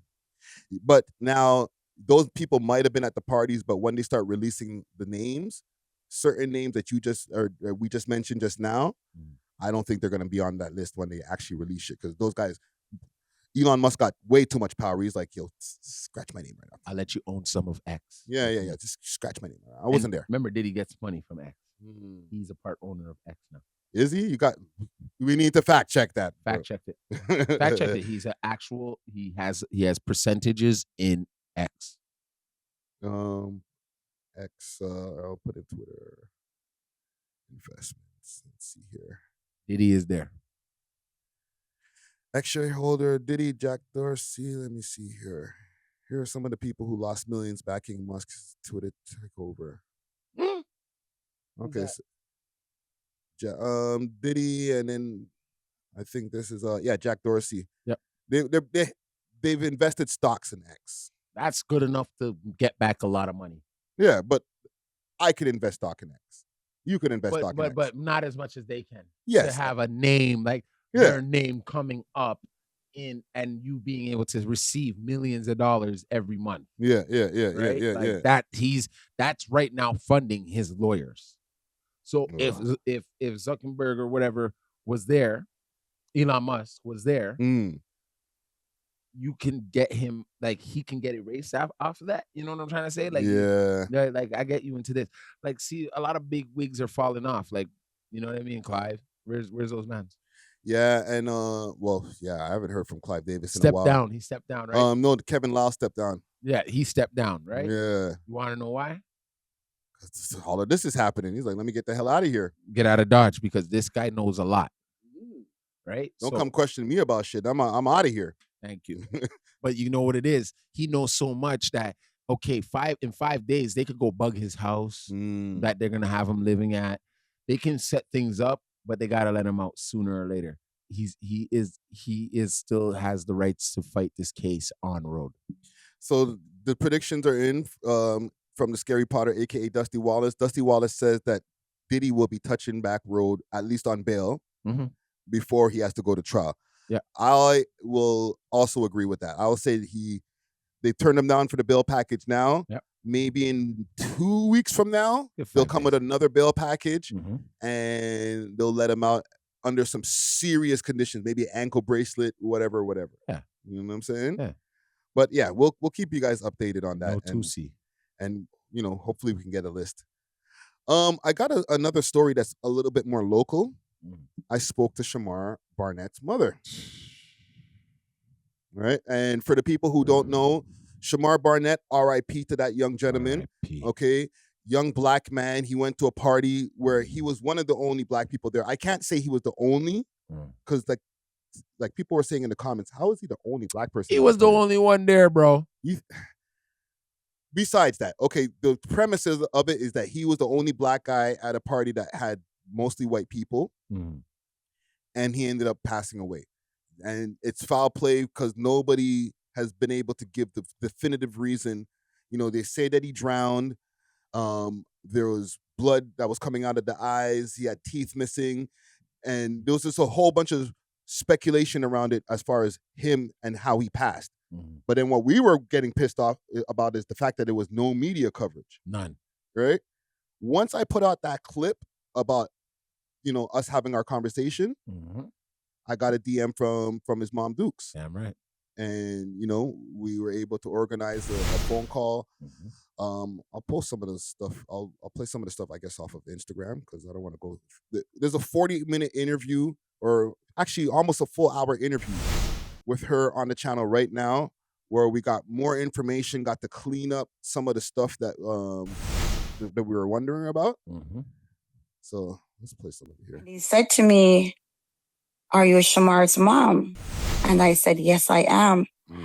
When the police said that to me, my heart just stopped beating for a second. Salute to Cheryl. And I sat down. I had a little seat at my front entrance in my home, and I sat at the seat. And he said to me, "I would prefer for you to have a more comfortable seat." So I came in my family room, and I sat down in my family room. And the police said to me, "Your son was at a birthday party in Mississauga. We were told that your son jumped into the pool, and unfortunately, he did not make it." When he said that to me, I froze. I just completely froze for a second. Yeah. And then I said to him, I said, that can't be Shamar, because I knew that Shamar could not swim, and Shamar was very cognitive of the fact that he was not a swimmer. So that's one part of the interview where when the police finally let her know what happened, they were saying one of the first things that they mentioned, and this is when they were at the hospital, right? One of the first things that they mentioned was, oh, he had a bottle of Ray and Nephews, and he had apparently taken 3 shots. But later on in the interview, she clarifies that when they did the coroner inquiry and they did the blood test and everything like that, he had no alcohol in his blood. She also said that the police tried to dispute that Yeah. by saying, oh, well, alcohol doesn't always show up in the blood later on. Yeah. Lie. And another thing, one fun, this is what's going to hit them so hard. Give me the footage of him going and purchasing this white rum at any LCBO. Go get the footage, because you want to know something? You can't get white rum in Ontario for the life of you. You need to drive 11 hours away just to get white rum right now, especially in the summer. Well, let's give the benefit of the doubt for he had a the bottle people. somewhere. Like there was a bottle that he took from the crib, right? Like they're a Jamaican family. The man had a bottle, and he's like, okay, I'm going to a party. Let me bring a bottle from the crib. Let's say if he took 3 shots, why wasn't there shots in his blood later? Because there was no white rum there in the first place. Yeah. And why make that the first thing that you mention as soon as you mention that the son passed away and then he cannonballed into a swimming pool? Because he's black. I'm sorry, brother. Detective Bambeezy. We know what detective is on the case, right? Yeah. Oh shit, you remember that? You got a. I'm on him. I'm on his head top. Bambeezy. yeah. That's you think his name. someone ever remember yo? Listen here. You're good, bro. Holy. I'm on you guys, eh? These people, I'm gonna personally put you guys in jail. All right? Because I know for a fact there was no alcohol in that boy's system, because you made up a blatant lie. Nobody is buying white rum. Let me show you something. I am not buying a bottle of white rum to bring to a party with all white people. I'm just saying that, okay? I'm just going to be real with you, 100%. I'm bringing Don Julio, I'm bringing some tequila, or I'm bringing something that they all would recognize. Get the hell out of here. And number 2, if I wouldn't even dare steal a bottle of white rum from my mother's home to come bring outside of the home. You're mad, and you can't get it in Ontario. It sounds a little soft how I'm saying it, but it's real how I'm keeping it. You know what I'm saying? That is a bull-faced lie. It's like, oh, he's black. He had a gun on him. That's why he got shot. Nobody. You use something. They're trying to set up a reason of why he passed. That was ahead of time. Bambeezy, you sound crazy right there.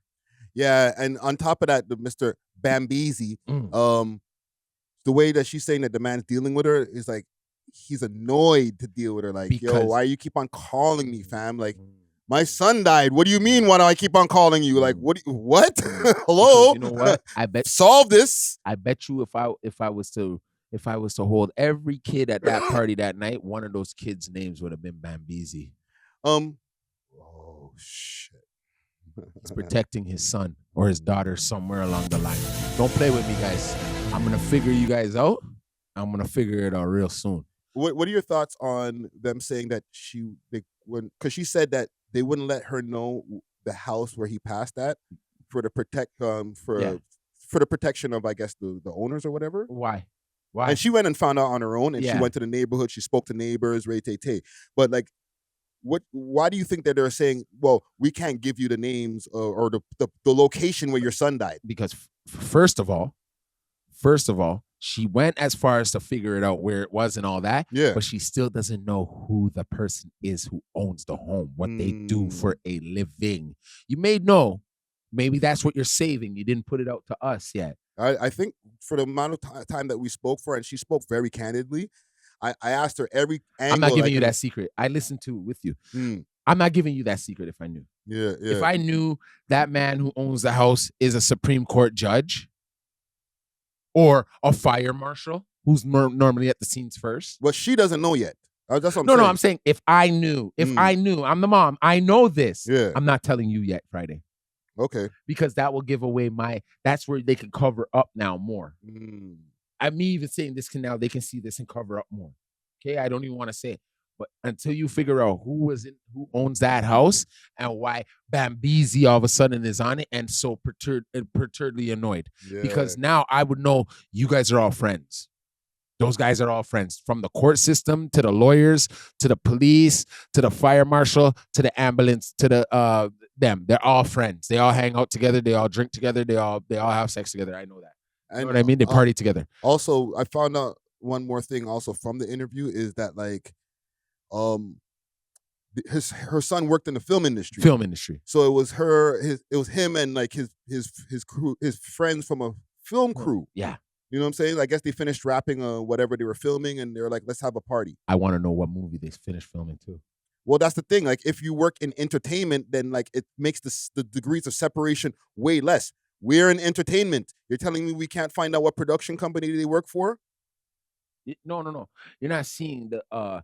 It may sound a little conspiracy theories that I'm on, but how do I know that wasn't a little sacrifice for them all to get more up in the business? It sounds far-fetched, right? But how do I know the house that they were at wasn't a big director's child? We don't know who. I want to know who the parent is, because any parent, if that was my home and a child died in my home, first of all, I'm spooked out. Yeah. Now we have a spirit running around this shit. Second of all, a parent is going to come here and ask what happened to their kid. Yeah. I'm going to let them know before they come here what happened. And other people in the neighborhood didn't know that this happened until she went to their door and was like, yeah, you know, the day that there was like police down the road or whatever. Yeah. And they were like, yeah, we saw that, but like police come and visit people out here all the time. Just they have friends out here, the woman was saying, from one of the houses. Oh, they have friends out here. Sound effect. Huh. All right. Right. And and when she was like, no, they were here because of the incident that happened at that house. My son died. And the woman at the house that she went to was like, what? I need to give you a hug. Like, what do you mean? So the neighbors didn't even know that somebody passed away a few houses from them. Okay, let's give them that, but I don't even trust them neither. The son or one of their daughters live in that house too. You see the neighbors are playing dumb? Neighbors are playing dumb to the dumb. That's a possibility. See no evil, hear no evil. Yeah. Mind your own damn business. Because for the neighbors to not know that somebody died a few houses down. White neighborhood? Mississauga? Bro, that's even brings down property value, bro. Like, what? Somebody died in that house? You know what I'm saying? Yeah. But now. You figure deal me? Yeah, but I'm still like, how the hell does. I still don't get it with this Bambeezy guy. Who's he friends with in that house? Whose son was at that house that's their dad? Or which daughter was at the house that's their dad? And then there was a girl there that dad that was a swimmer. It's a lifeguard. Okay? There's a girl at that house who was a lifeguard. Okay? I went deeper. And she didn't know how to do CPR. Anyone that does lifeguarding. That's swimming, part of the training. That's part of the training. I don't care. You have to pass the CPR training. Thank you. Yeah. To be a lifeguard. One of the girls there were a lifeguard. Let me ask you one more question on this interview, and salute to Cheryl. You know what I'm saying? Make sure this is an interview that I want a lot of people to tap into, because it's important for that message to be spread. Yep. But with that being said, the media not covering it. Okay. There wasn't any coverage really as far as like any of the mainstream media outlets. I haven't seen anything really, right? Yep. But the response that the police told her is that this is Peel region. This is not Toronto where everything gets on CP24. That's what's the man's name again? Bambeezy. That's what Bambeezy told her, bro. Bambeezy in a blood clot slapping her. That's what he told her, fam. This is not Toronto where everything ends up on CP24. See, you're supposed to console people when they're going through those traumas, bro. That's crazy. You're not like, even if the kid had a Glock 9 on him, bro. Yeah. Right? You're still supposed to console the family. You're not supposed to make them feel as if they're villains. You're making the people feel like we're villains. Like, you know what they thought? Trolling her or something. No. You know what they thought? It's just a black person. It's not. It's a life not mattered. Yeah, right? Why are you so mad? Yeah, like this happens to you guys all the time. Aren't you used to this? This didn't happen. Didn't this happen to like your brother or something? Like, that's the attitude, the very condescending attitude that idiot's giving. Yeah. So now listen to this though. It doesn't matter if it's Toronto, Mississauga, Halton, Oshawa, Ajax, you drown, you're on a list of people who drown. Yeah, and it gets covered. Shit gets covered in those areas, bro. Big. You're like, we're acting like we don't see on CP24 and all the different channels. Oh, there was a double murder in Keswick, bro. Keswick, 2 little white boys with Glock. I seen it on the news. It wasn't like, oh, well, that's not Toronto, so we ain't covering that. Like, no, bro, they cover everything. Cover it, Richmond Hill, Oshawa, something happens in Saga, they're covering everywhere, bro. Friggin' Bambizi or whatever his name is. He just has the link. He's just like, nah, kill this story. Don't even come over here, bro. Nothing to see here. Yeah. You know what Or I'm he saying? has such a bad attitude and rep already to the public, to the media groups, that when they hear his case is there, it's him on the case, they don't go. You're right. Yeah. They probably don't go because they're just like, he's an asshole. Because just by the condescending, I don't care if he sees this, right? Oh, please don't come for me. He needs to see this. But don't come for me. Don't come for me. Yeah. But at the end, like, don't pull over none of us, bro. Yeah, like just because I'm saying what I'm saying, because you should feel bad. If you have a son or a daughter, and this was your son or daughter, and came to a black people party, and all of a sudden they were the only one on the ground dead. Oh my you want some damn answers, bro. They want to torch the earth. You would burn down our houses just to get out the info. Yeah. So have the same compassion for this lady who, come on, man. I know, like, there's something calling us. Yeah. Shamar's literally rolling in his grave, like, y'all niggas is gonna make these white people come. Not even that. No white people. Has nothing to do with white people. Y'all niggas gonna make these people kill me. You made these people kill me, dog. They killed me and they're getting away with it. Like it's some Netflix movie. Yeah. You know what I'm saying? Yeah. And they're in the film industry. Bro, this is some 90210 shit. Yeah. This is shit you see on 90210 when they were going to high school and Kelly and her brother and someone died at a pool party. Yeah. When the remember the cooler dude shot himself or killed himself after the pool party? Like stuff like that. And they all hit it. Like, bro, stop the malarkey. Yeah. Yeah. No, man, justice for Shamar, man. Justice for Shamar. And those youths, the youth that pushed him in that pool or whatever you did, trust me, your karma's coming to you. No, because they're saying there's nobody. They're saying he cannonballed, so there's nobody who's accused of actually doing anything. I know that, but that's something where me and you could have sat around. How long did it take for them to call the ambulance? How long did it take? In the matter of those times, I could be like, yo, listen, he cannonballed. There's a bottle of, let's just say he came with white rum, Jamaican shit. Like, yeah. Let's go from there, guys. Everybody's like, oh my God. Because someone's seen them push that boy in the pool. And then everyone was like, laughing. And then turn around and this man's still on the bottom. And you think we're stupid? You can see how the play played out. Then went to ply his mouth open with a wooden spoon. Oh, what kind of malarkey? What kind of animal thing? And all of the surveillance has been destroyed. Or like deleted after 7 days. Yo, see them. Yo. He's Richard on the side. He's shocked. Yo, I see these youths anywhere on road. I'm taking them, eh? Their mom's going to have to figure out where they are, bro. Every detailed man's like, yo.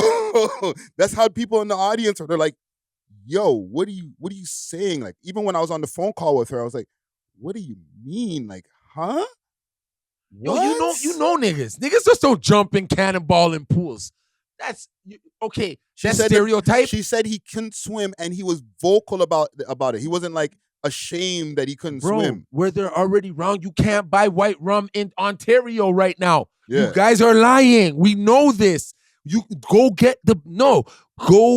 a tape of him buying white rum in any LCBO from June 29th or anything before that. You're not going to ever see those tapes. There's nothing. You can't get that here. You did not take that from your mother's house because you wouldn't try it. Yeah, it's just weird that they You're not mentioned trying. it, man. You're not white rum from your mother's house. Half a bottle, full bottle, or full bottle, even worse. You're not doing that, bro. Yeah. That's for when your mom's guests come over and they want to drink. I've done that before, bro. I never heard the ending of it. Bro. I never heard that. That's a no-no in a black home. Taking alcohol out of the house, that's not yours. So that is out of the explanation, or else his mom would have said that. Yeah, yeah. Him going to the LCBO and buying alcohol, if you could call the LCBO right now. I had a man call me yesterday asking me if I have bottles of white rum. I'm like, no, what the hell? Don Julio, nigga. He's like, oh, because you can't buy it here. And I go, I know that from a long time. You have to drive 11 hours just to get that right now. Not even outside of Oakville or Hamilton has it. Yeah. So there's a little the Bambeezy story of him coming in with that stereotype is like a holy slap in the face to me, bro. Yeah, he dropped that early too. Yeah. Listen, man. Oh, you know he can't swim. Yeah. So let's just say he jumped in. Listen, Lies. It's a lot. There's a lot to be uncovered, man. R.I.P. to Shamar Barnett. You know what I'm saying? Condolences to the family once again. And, you know, hopefully this story gets more attention, man. It needs. Yeah. W5, CTV, somebody. Where is Jojo Chinto? Facts. You know what I mean, bro? You'd have been knocking on your doors right now. Facts.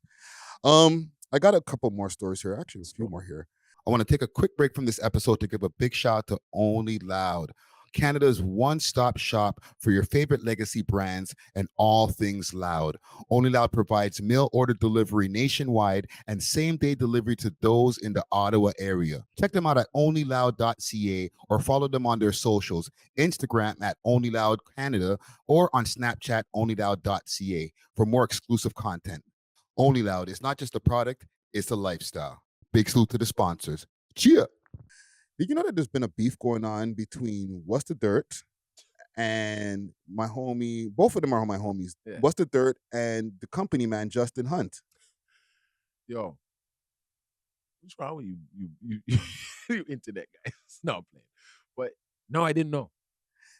Yeah, bro. Okay, so What's the Dirt had dropped his Family Matters breakdown. Seen that, right? And I studied it because I didn't know if you were gonna come to me and be like, "Yo, let's Well, talk about this." He has a 2.5 hour breakdown, and I'm glad that you took it in because that's what Justin, you know, he had some replies to. It was the breakdown. Yeah. And one of the major parts where he had an issue with is when What's the Dirt stopped the video to say, okay, when Drake said the word nigga, he uses it 37 times. And what's clever is that he thinks that he used it 37 times to match the 37 years that he's been on the earth, you know, which proves that he can say the word nigga. You know what? We have a lot more to think about in this crazy world we are living in. A man who if the cops were to stop Drake tonight, what are they gonna call him? A nigga. Thank you. He has all rights. Leave it there. But that wasn't the issue, right? No, it was more of like, okay, Justin looked at that and was like, bro, you think Drake is counting the amount of niggas? And if he is, that's the whitest thing he could ever do. That's the whitest thing he could have done. Right? And on the other side, if he isn't doing that and that's what you're looking in the video for, then that's like the wildest whitest thing that you could ever do. You could have done, right? And he said other than that, like he likes his videos, but he just didn't like that. And What's the Dirt responded to him and went ballistic. Oh, dude. Like I'm talking about, he called Justin all kind of, you're stupid because of this, you're dumb because of that. And it was very disrespectful. You know what I'm saying? He ended up wanting to apologize and he pulled back. Right? Mm-hmm. I'm giving you the breakdown right now because it's been this is to give you all of the pieces of content is going to take us a whole other podcast. Yep. Okay. But Justin put out a video last night of his response to What's the Dirt, and I'll play a little bit of and it. Like the company man said, it's just a more and here's evolved the form. interview. Here's where I become involved. They're using my interviews of them bigging up each other. Because both times that I interviewed Justin, he said, I like what Matt does from What's the Dirt. And I interviewed What's the Dirt, and What's the Dirt was like, yo, Justin, he's an OG at this. He's a GOAT. So they're now using what they said to each other via me. Via you. It's like, yeah, remember what you said. On We Love Hip Hop. What he was doing. Weirdly admits to researching Dennis Graham's entire genealogy, which I actually think should be a crime, and offers a theory that Drake says nigga 37 times in Family Matters because he's 37 years old as a means to prove he's been black his entire life. And what's also really clever here is that Drake is 37 years old, and he says the N-word 37 times on this track, And I believe his reasons for doing this is he's basically saying the word for every year that he's been alive to symbolize that he was indeed born black. What did you say, nigga? And look, I know this is all about culture and This is crazy. not really about race. But no matter how you spin it, a lot of the themes that Kendrick uses in his own music, Drake's family also went through, and that is his heritage. I went through his dad's entire genealogy. His family's from the deep south, right? Yeah. They were indeed enslaved. They really had it bad. Him nor Drake. If Drake really did that, then that's the whitest thing in the world and 100% supports Kendrick's entire point in this battle. And if Drake didn't do that and this bum's reaching, then that means What's the Dirt, as part of his research, literally sat in his cave in Canada and counted niggas in an attempt to prove Drake's blackness. Stop it. Get some help. Now, a number of you who watched my video noticed there was about 10 minutes of blacks. And even just like Justin, just the way he's delivering the message, he's amp. And Justin is a very calm, level individual, the way he delivers all his videos. He's always very calm, very astute. You know what I'm saying? In this video, he's like not angry, but he's amp. You know what I'm saying? Like he goes off in this video. And so go. Keep going, bro. This is insane. Really it's the beef I never expected. By the way, Dirt showed a clip of me giving him praise during a conversation I had with Ricky Dread because he continues to sell a low-value narrative that people who don't like his Family Matters snooze fest must hate Drake. The only problem is he had to write when covering Kendrick on the screen because I never said the word Kendrick in that part of the conversation. So that was a f***ing lie. I actually love his Kid Rock video, which he made way back before he started counting niggas from his cave in Canada. A third point from that crash of video that's never going away. Dirk really thought he cooked when he pulled up his analytics to prove me wrong when I said I was certain. I said it with my full chest that most of his audience is in middle school and high. Did you even hear, like, okay, I got to play at least some of what he was saying to Justin, because he was kind of going crazy. Takes like this guy, but I'm not putting it up on YouTube because I'd only be doing him a favor. Like a lot of these guys don't have a lot of motion.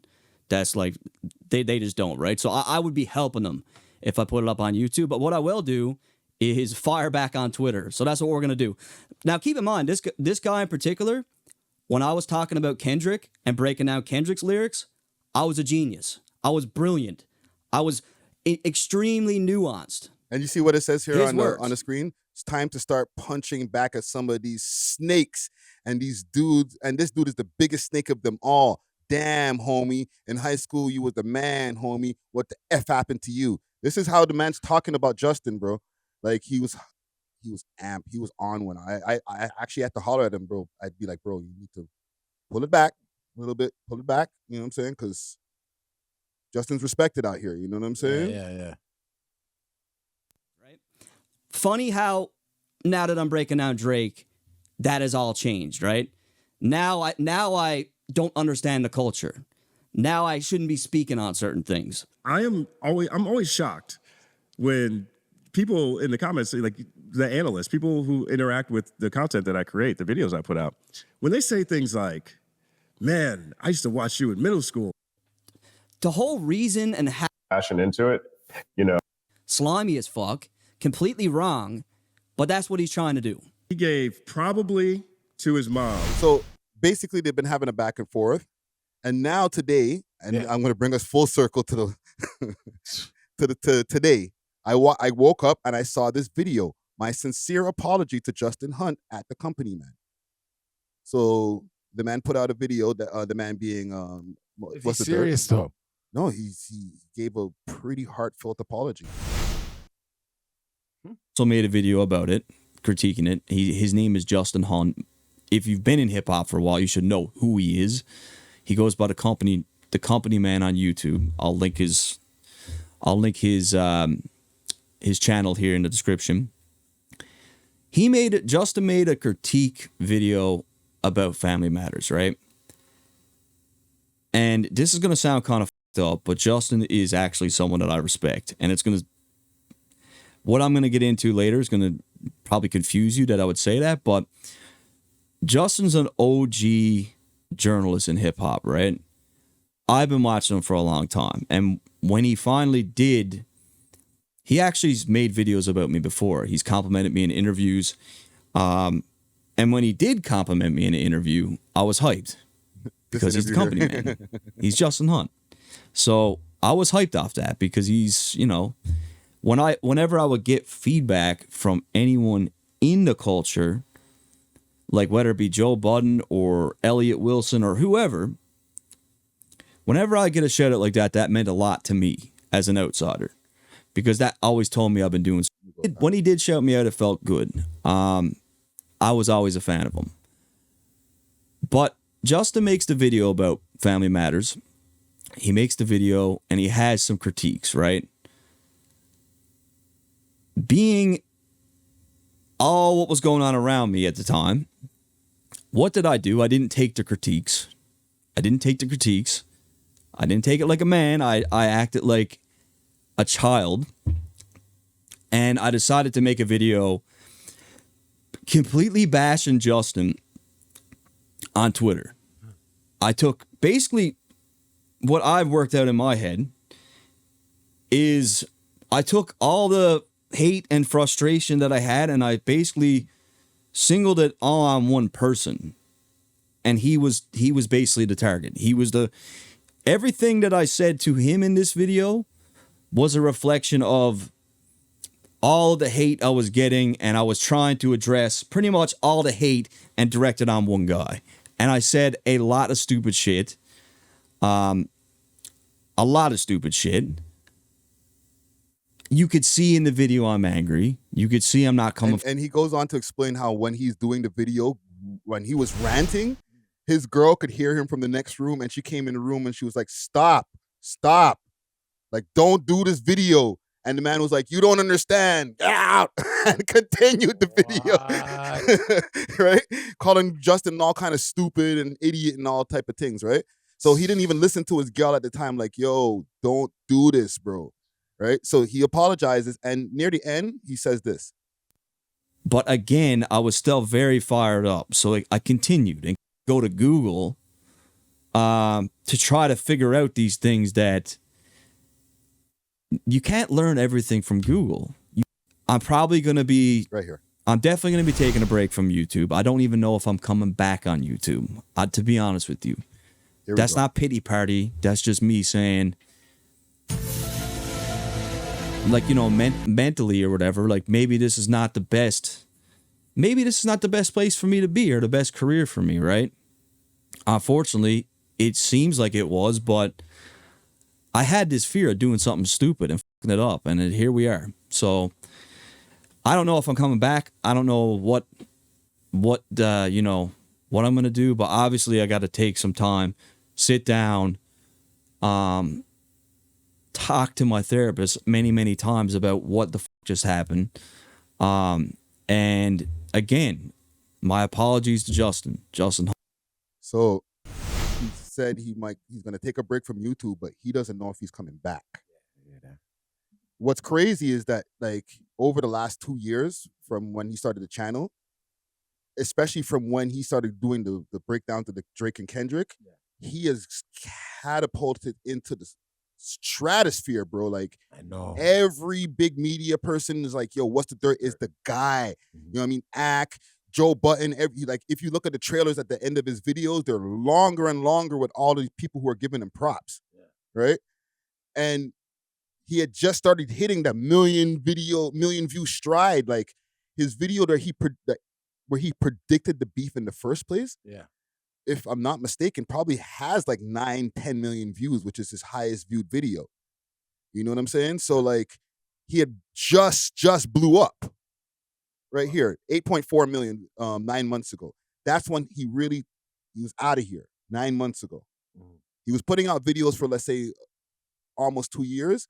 But 9 months ago, when he put this every diss explained before they even got into the whole battle, people were like, oh, he predicted the shit before it even happened. And this video blew up. So then he became the authority almost on the diss tracks. That's why he was like, people were waiting so long for the Family Matters breakdown. That's a little problem for me. Talk to Little me. pushback. Pause. 3 months, 4 months later, he's now bringing. That Family Matters took mad long. Way too long. And this is where like the company and him will bash heads. You know what I'm saying? Yeah, 2 months. It took 2 months. 2 months. 2 months, right? It's over. I knew even Drake probably seen that. I was like, what the? Come on, guys. Like, we're still. Yeah. Still. 2 months after the battle, it's like, or 4 months after the battle's done. Yeah, it's a little reach. It's a little bit of a reach. What's the dirt? I love you. You know, you're cool with the mandem. Hell yeah. I'm just saying, like, if I could have just been there just to let you know, like, drop that earlier, bro. That should already have been dropped from in the week. Family Matters dropped. Let's just be real. You put it together real neat. I mess with it. Yeah. A lot of I won't say conspiracy theories. A lot of truth to belief. You know what I mean? Some people will say that because a lot of people are like, they're not taking his word as much as they were taking it before because of all of these different things. Also, keep in mind what happened before he released the Family Matters video. They were already on his head top. Yeah. Because of his comments about Kendrick. He's saying that Kendrick lied about the not beating this girl. And this is just on Twitter. Right? He, you know, got those Twitter fingers. You know what I'm saying? He jumped in somebody's comments. He said, nah, Kendrick lied about that and he's going to prove it. And all of the Kendrick fans turned on him to the point where when I dropped that interview, the like to dislike ratio is disgusting, bro. Because of him. Because they didn't like what he tweeted. And that's when it started. To me, that's when it started. That's when the downslide and everybody starting to question whether they believe his breakdowns or not started. It was from that Kendrick tweet. So basically, the company ran him off the YouTube streets. I don't think the company man ran him. Oh shit. That's a big accusation. No, I think he kind of ran himself off of the streets. No. You apologized. Yes. And now you're saying you're going to take a little break, us. Yes, because the company man is just echoing what a lot of other people were already saying too. But the company man has a very Justin. Yes. He has a very respected voice out here. Yeah. So there's other people who are making YouTube videos saying the same thing as Justin. It's just that when Justin says it, people are like, yo, this guy's a serious journalist. Yeah. You know what I'm saying? And that can actually maybe damage the reputation of somebody like the What's the Dirt. Yeah. Right? So I guess he took it a little bit more serious. So you have to take your L. What's the dirt? He ran you off the block. Because now you don't want to continue on with what'd you do? You ran out of flipping gas, bro? Well, there's still more breakdowns to come. It's what? There's still... I think he needs to stop with the breakdowns, bro. There's a Diddy breakdown right now. Sorry, there's a Diddy breakdown right now. He ain't Well, he still has songs to do off of this damn beef, bro. There's still songs left. There's still the Heart Part 6. There's still Not Like Us. There's still Meet the Grams. Bro. I'm going backward in the order. He has to do Meet the Grams, then Heart Part 6, and then Not Like Us. But that's what happened. No, sorry. Meet the Grams, Not Like Us, and then Heart Part 6. That's the last order of the songs. So we still have 3 more songs to go. I'm over it. I'm over it too, with all due respect to Matt. I'm over it too, but if he wanted to completely finish his plan to do all of the breakdown songs, like you said before, maybe it took too long with this one. Took way too long. It kind of killed, especially like after all of the controversy that he was going through, the fans didn't get to hear what they wanted to hear. They wanted to hear him bash Kendrick, but beyond that, I think they just wanted to hear him be a little bit more culturally tone ready. I don't know what the opposite of tone deaf is, but you know what I'm saying? Like have a little bit more clarity or vibrant. Be able to read the room a little bit better when it comes to certain things. Yeah. You know what I'm saying? I think is what a lot of those people were getting at him for, because to minimize it as you guys are just Kendrick fans and that's why you're mad is making people more mad at him, bro. You know what I'm saying? More mad. Because there's Black Americans who are like, nah, B, it's not just because of a Kendrick battle. It's because we have a long history and lineage and everything that is being explained through this and nuance that you may not understand. No. Yeah, I get it. You know what I'm saying? Yeah, I totally get it, man. And I don't want that to be an indictment on Canadians, period, because I see in the comments like, oh, it's just because you guys are Canadian. Like, no, the Black Canadian experience is different than the white Canadian experience. And we have history here in Canada, Black history, that goes all the way back down to the slave trade. Very much so. You know what I'm saying? So like we're not like ignorant to what's going on, and we deal with a lot of the same adversities as being people of color. You know what I'm saying? So when people get in the comments like, "Oh, you guys are all Canadian, you don't understand," y'all got to cut that out. Cut it. Yeah. But they do have a little bit of a point too, because he was late. Not only that, is He's because late. when you're a white person critiquing on Black culture, Yes. you also have to be very careful because Very. they're guests. Yes. You know what I'm saying? Yes. Yes. So being a guest in the house of hip hop, you don't want to be so matter of fact about what you're saying. No.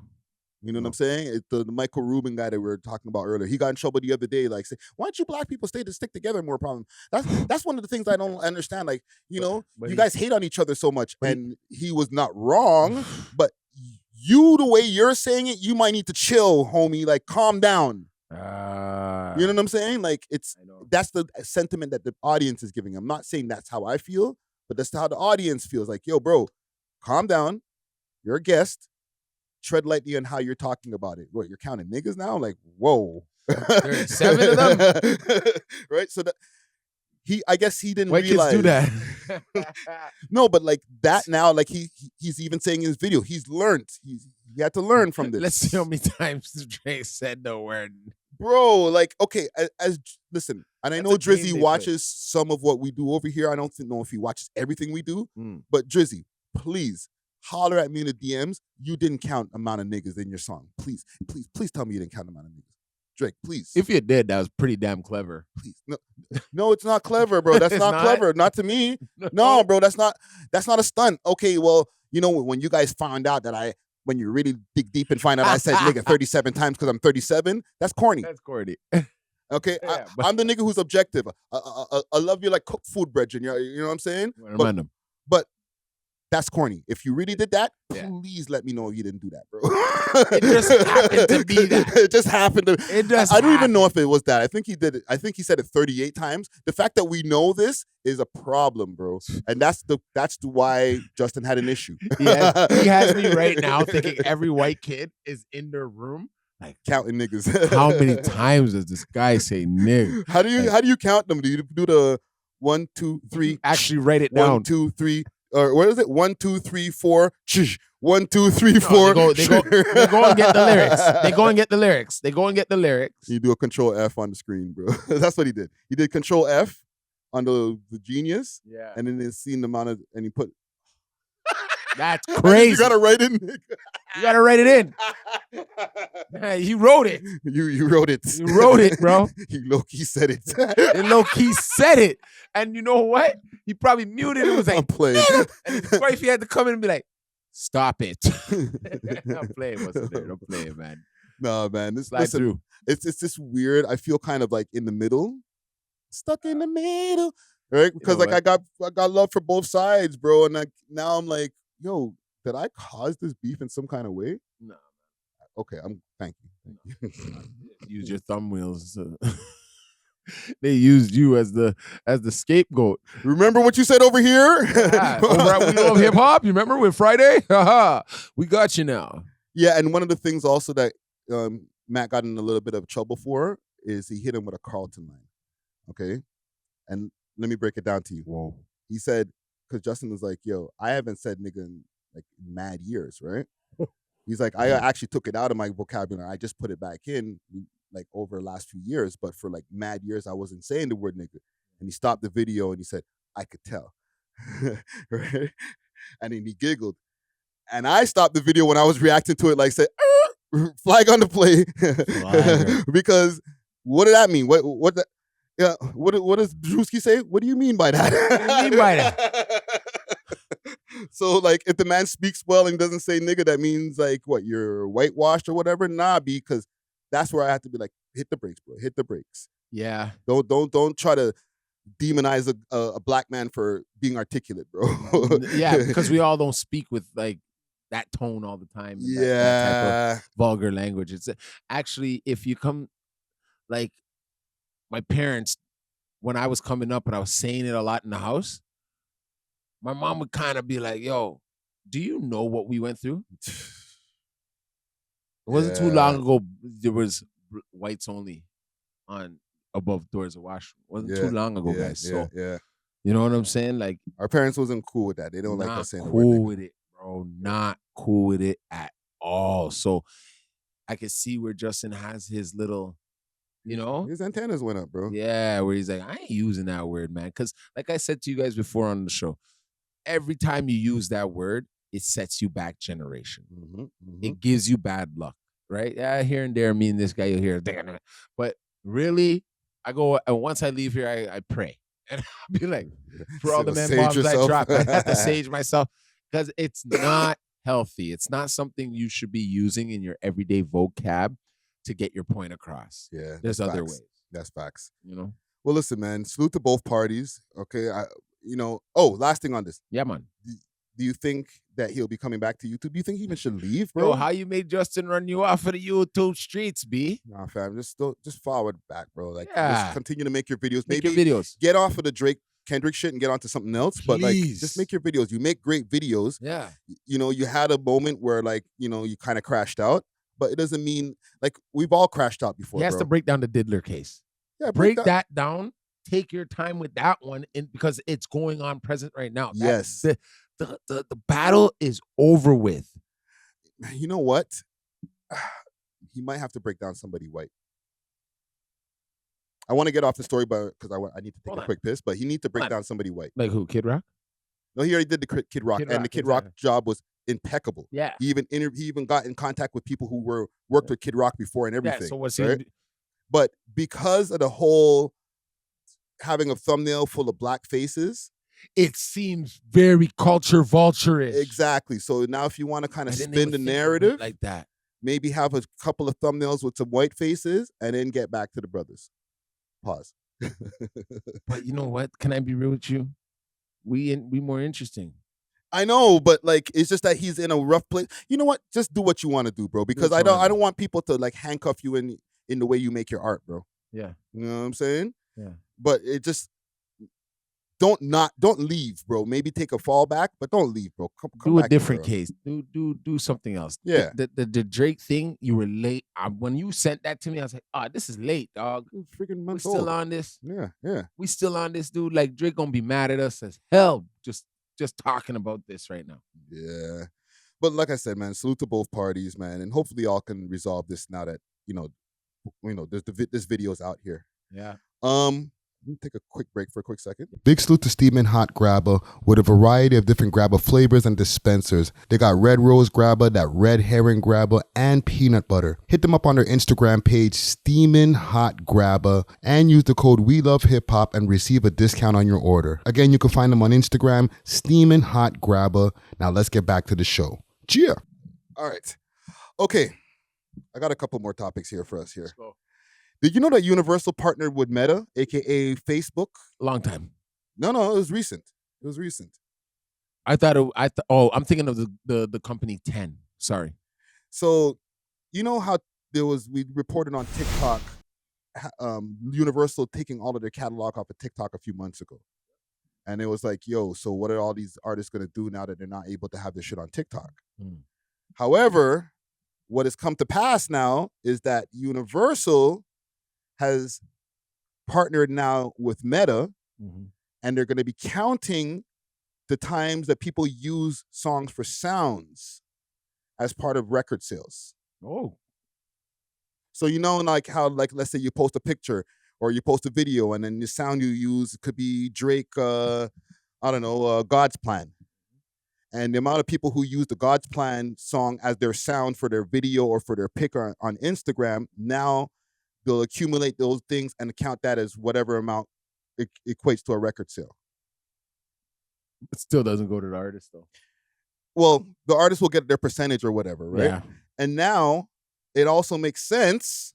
For example, Kendrick just released his new song, but he released it on Instagram.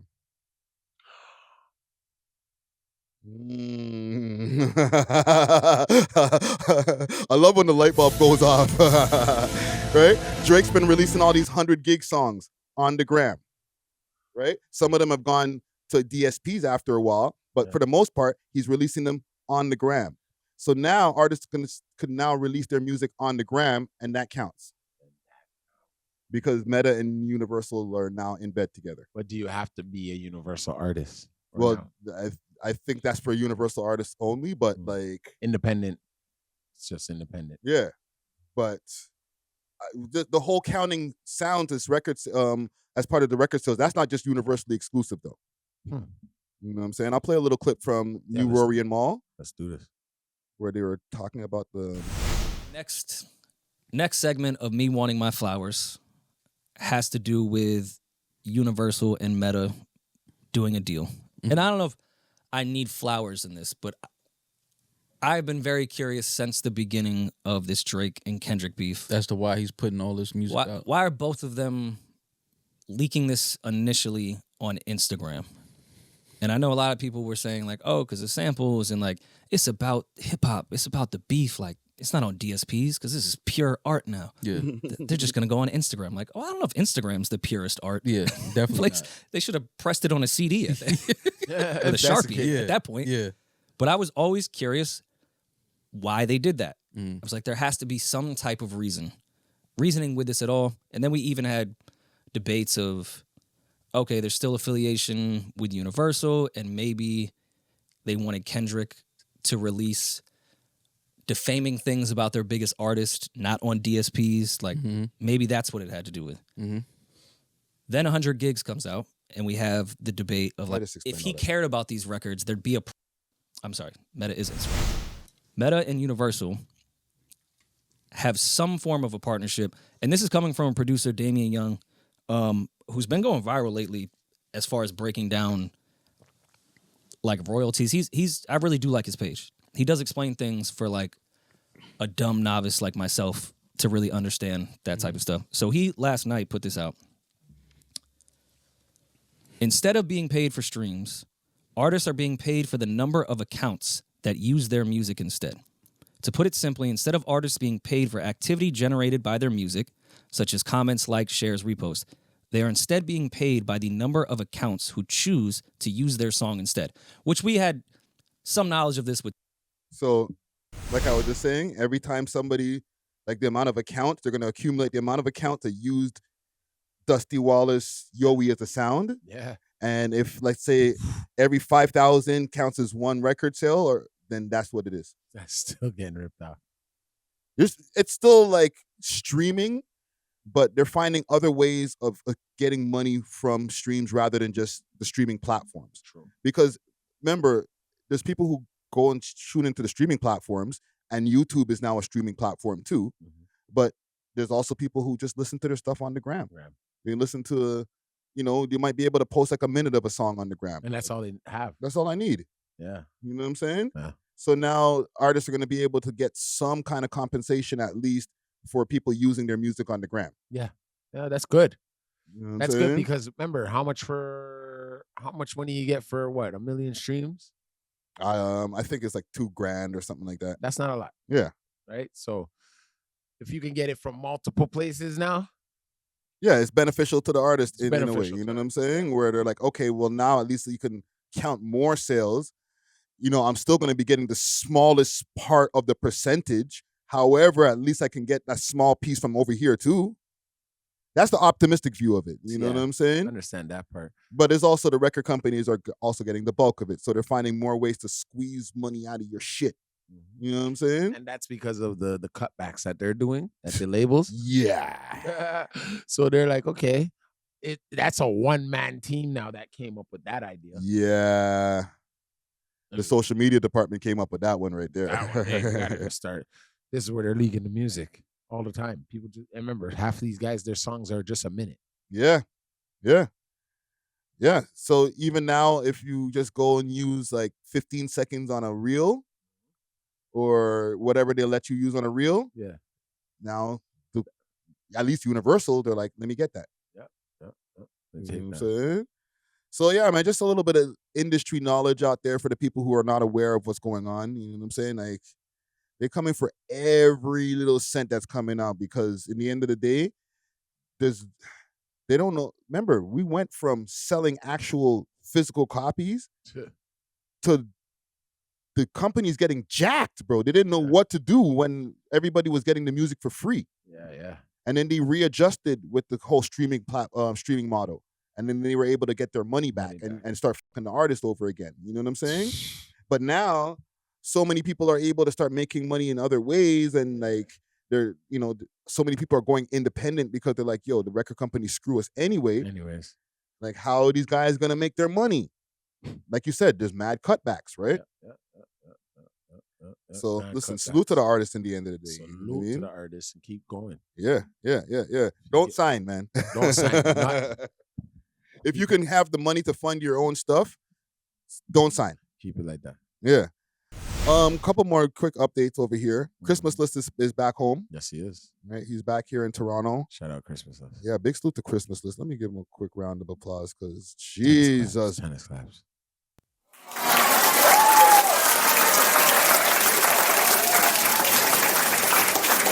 Welcome back to the Six, brother. Got his passport back. He got his passport back and everything, eh? Look at the man, bro. 7 days ago. Okay. Got my passport back. I still can't leave Trinidad without permission from immigration, but one positive step forward at a time. So this was 7 days ago. Yeah. And now he's back on Canadian soil. I see him in his stories. I think he had posted it. All right. Him and his wife 23 hours ago. They're eating some food. Date night. He's out there in a movie theater in Toronto now. You know what I'm saying? Gone fishing. Holy, like, yo, I gotta do some things with the fam before. Yo, bro, I hope he doesn't have to go back, because last update that we had on him is that he was charged with money laundering. And then I had posted on when I reacted to it on live, the money laundering thing. He said he had got his passport taken away.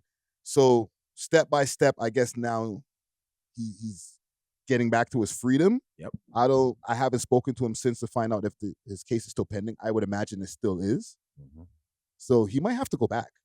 Yeah, or they might have to. They can do a virtual if the lawyers that he switched up make it like that. They should be doing it virtual, dog. What do we have technology for that a man has to go from Canada to Trinidad every time he has to go to court, bro? Because the big wigs in Trinidad were trying to extort him. Yes.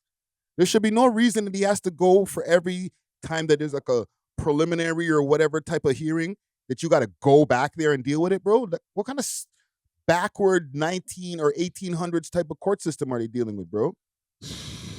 They have video court, bro. They have the internet in Trinidad, bro. Wagwan. Do they consider Trinidad a third world country? I don't know. Yeah, I think so.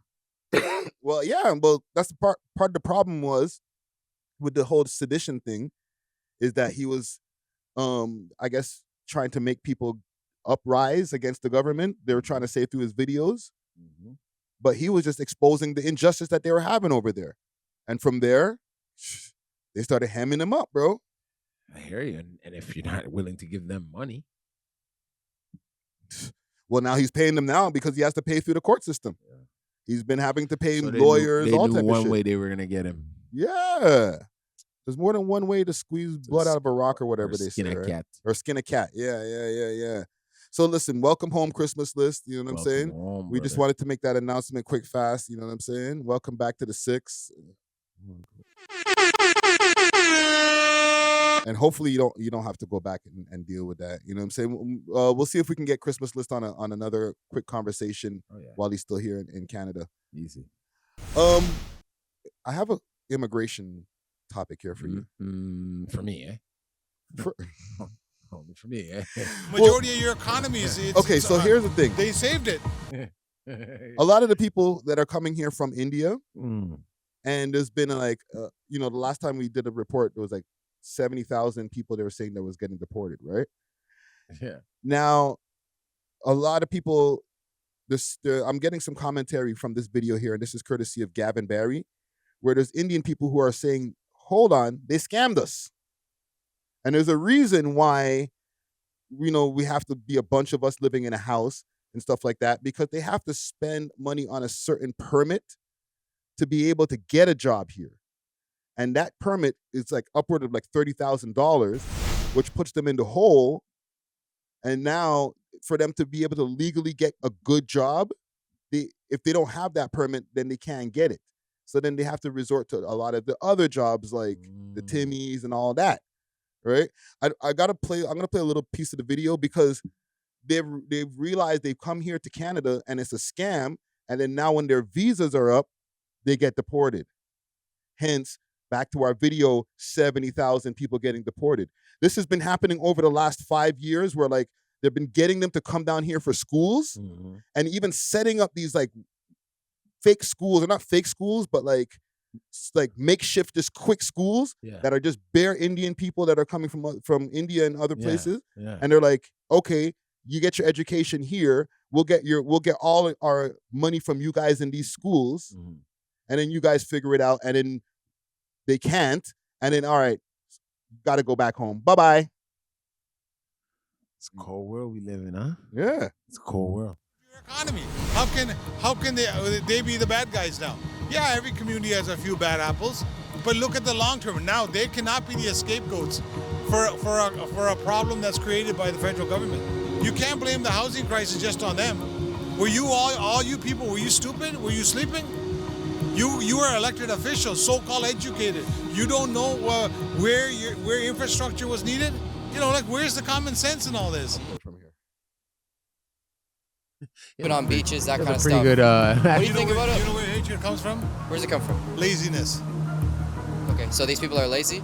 It's called being uneducated. Okay. If you think there's a problem and you can't be part of the solution, then don't blame anybody else. Before making my way back to the protests in the evening, I wanted to have a conversation with my cameraman, a local that lives just outside of Brampton, to get his opinions on the situation. Cameraman. People who are paying taxes because some employers who sell LMIA don't recruit on the genuine pay rate. They are paying them cash, and that is less than minimum wage. It's just a scam right now. It's going everywhere, and even government is aware of this. Yeah. So it's illegal or it is illegal? Government is it's not illegal. Just taking any It is illegal. Yeah, selling LMIA is illegal. See, majority of the people they So LMIA is what the thing is that they're is called. Okay, LMIA. Canada. Okay, so it's higher with LMIA. This is like you have to have one of these to be able to get a proper job over here in Canada. And then there's people who are selling these on the black market and stuff like that, like the permits for this, so that immigrants can get jobs. If they're not able to get one of these things, it's going to be harder for them to even be able to attain citizenship, bro. So the scam is, yeah, we'll take all of you guys here, come become students or whatever. We'll take your money. We'll leave whatever jobs that are available for you, because if you want to get a good job, now you're in debt like 30 grand. And if you can't handle that, then guess what? Your visa's up. Goodbye. So this is why we're having so much more people that are coming here over the last few years. So we shouldn't be as mean to them. We shouldn't be mean. Fam, I actually, when I started watching this video here, I started realizing like some of the even like the stereotypes that we've been like learned to adopt, right? And maybe that came from the media or whatever, or it's just being so close quarters with each other and just seeing so much more people come into the country. Maybe we needed to chill because they came here looking at a dream, and this is why so much more people have come here. Yeah. But it's a big ass scam, bro. A scam for them. That's why I think a lot of the ones that are born here, they're mad at the ones that are FOBs, because of the fact, you know what I mean? To them, they think they're ruining the place. Yeah, you know? I got to go do a check to see maybe if FOB is derogatory, but we'll go back on that. An FOB? Hold on. Here's Roadrunner here. Watch what he's saying. Down in Canada in 2024 feels like what it probably felt like to be brown in America in 2001, and I'll explain to you why. Nobody likes us, first of all. Second of all, everybody wants us out of here. Right? Well. And I don't even think he has this up. He had that up before, and I shared it in my stories, and then I can't find it no more. You know what I'm saying? But yeah, it's become that, where so much people have come here, people are starting to feel a certain way, And those people are starting to feel a way back because they're like, yo, what? You know, it's supposed to be an open country. They said that we can come here. And we're mad at them. I'm not saying us, but like, we're mad at them, but they don't, they're being scammed. It's like, why are you mad at us, bro? We're being scammed. Yeah, I see it, man. But very divisive shit, bro. Where's that money going? To the government, back in Trudeau and them's pocket, bro. And it's not even helping us get no homes or nothing. No, bro. They're ruining the whole damn thing. Not only you know what? It was from like the 70s where we should have noticed. I heard our parents should have been the ones to notice that we were already going to be us, me, my generation, yours are. Yeah, but actually they got lucky because they got lucky in the 70s and stuff like that. The amount of the money that they spent on housing and stuff like that was different. Especially like if you bought a house in the 70s and 80s and the 80s, and you now own it now in 2024, bro. You know how much more your house is worth than what it was back then. Imagine now if you're somebody who moves here in 2024, you're never buying a house, bro. A house is like $1 million, fam. Yeah. Who's affording that coming from a foreign country, bro? Back in the days, and I'll give you all a little bit of like transparency. Like a house is like 30 grand, bro. I know in that. Montreal, I know. 30 grand, bro. That same house that is now worth 300 grand.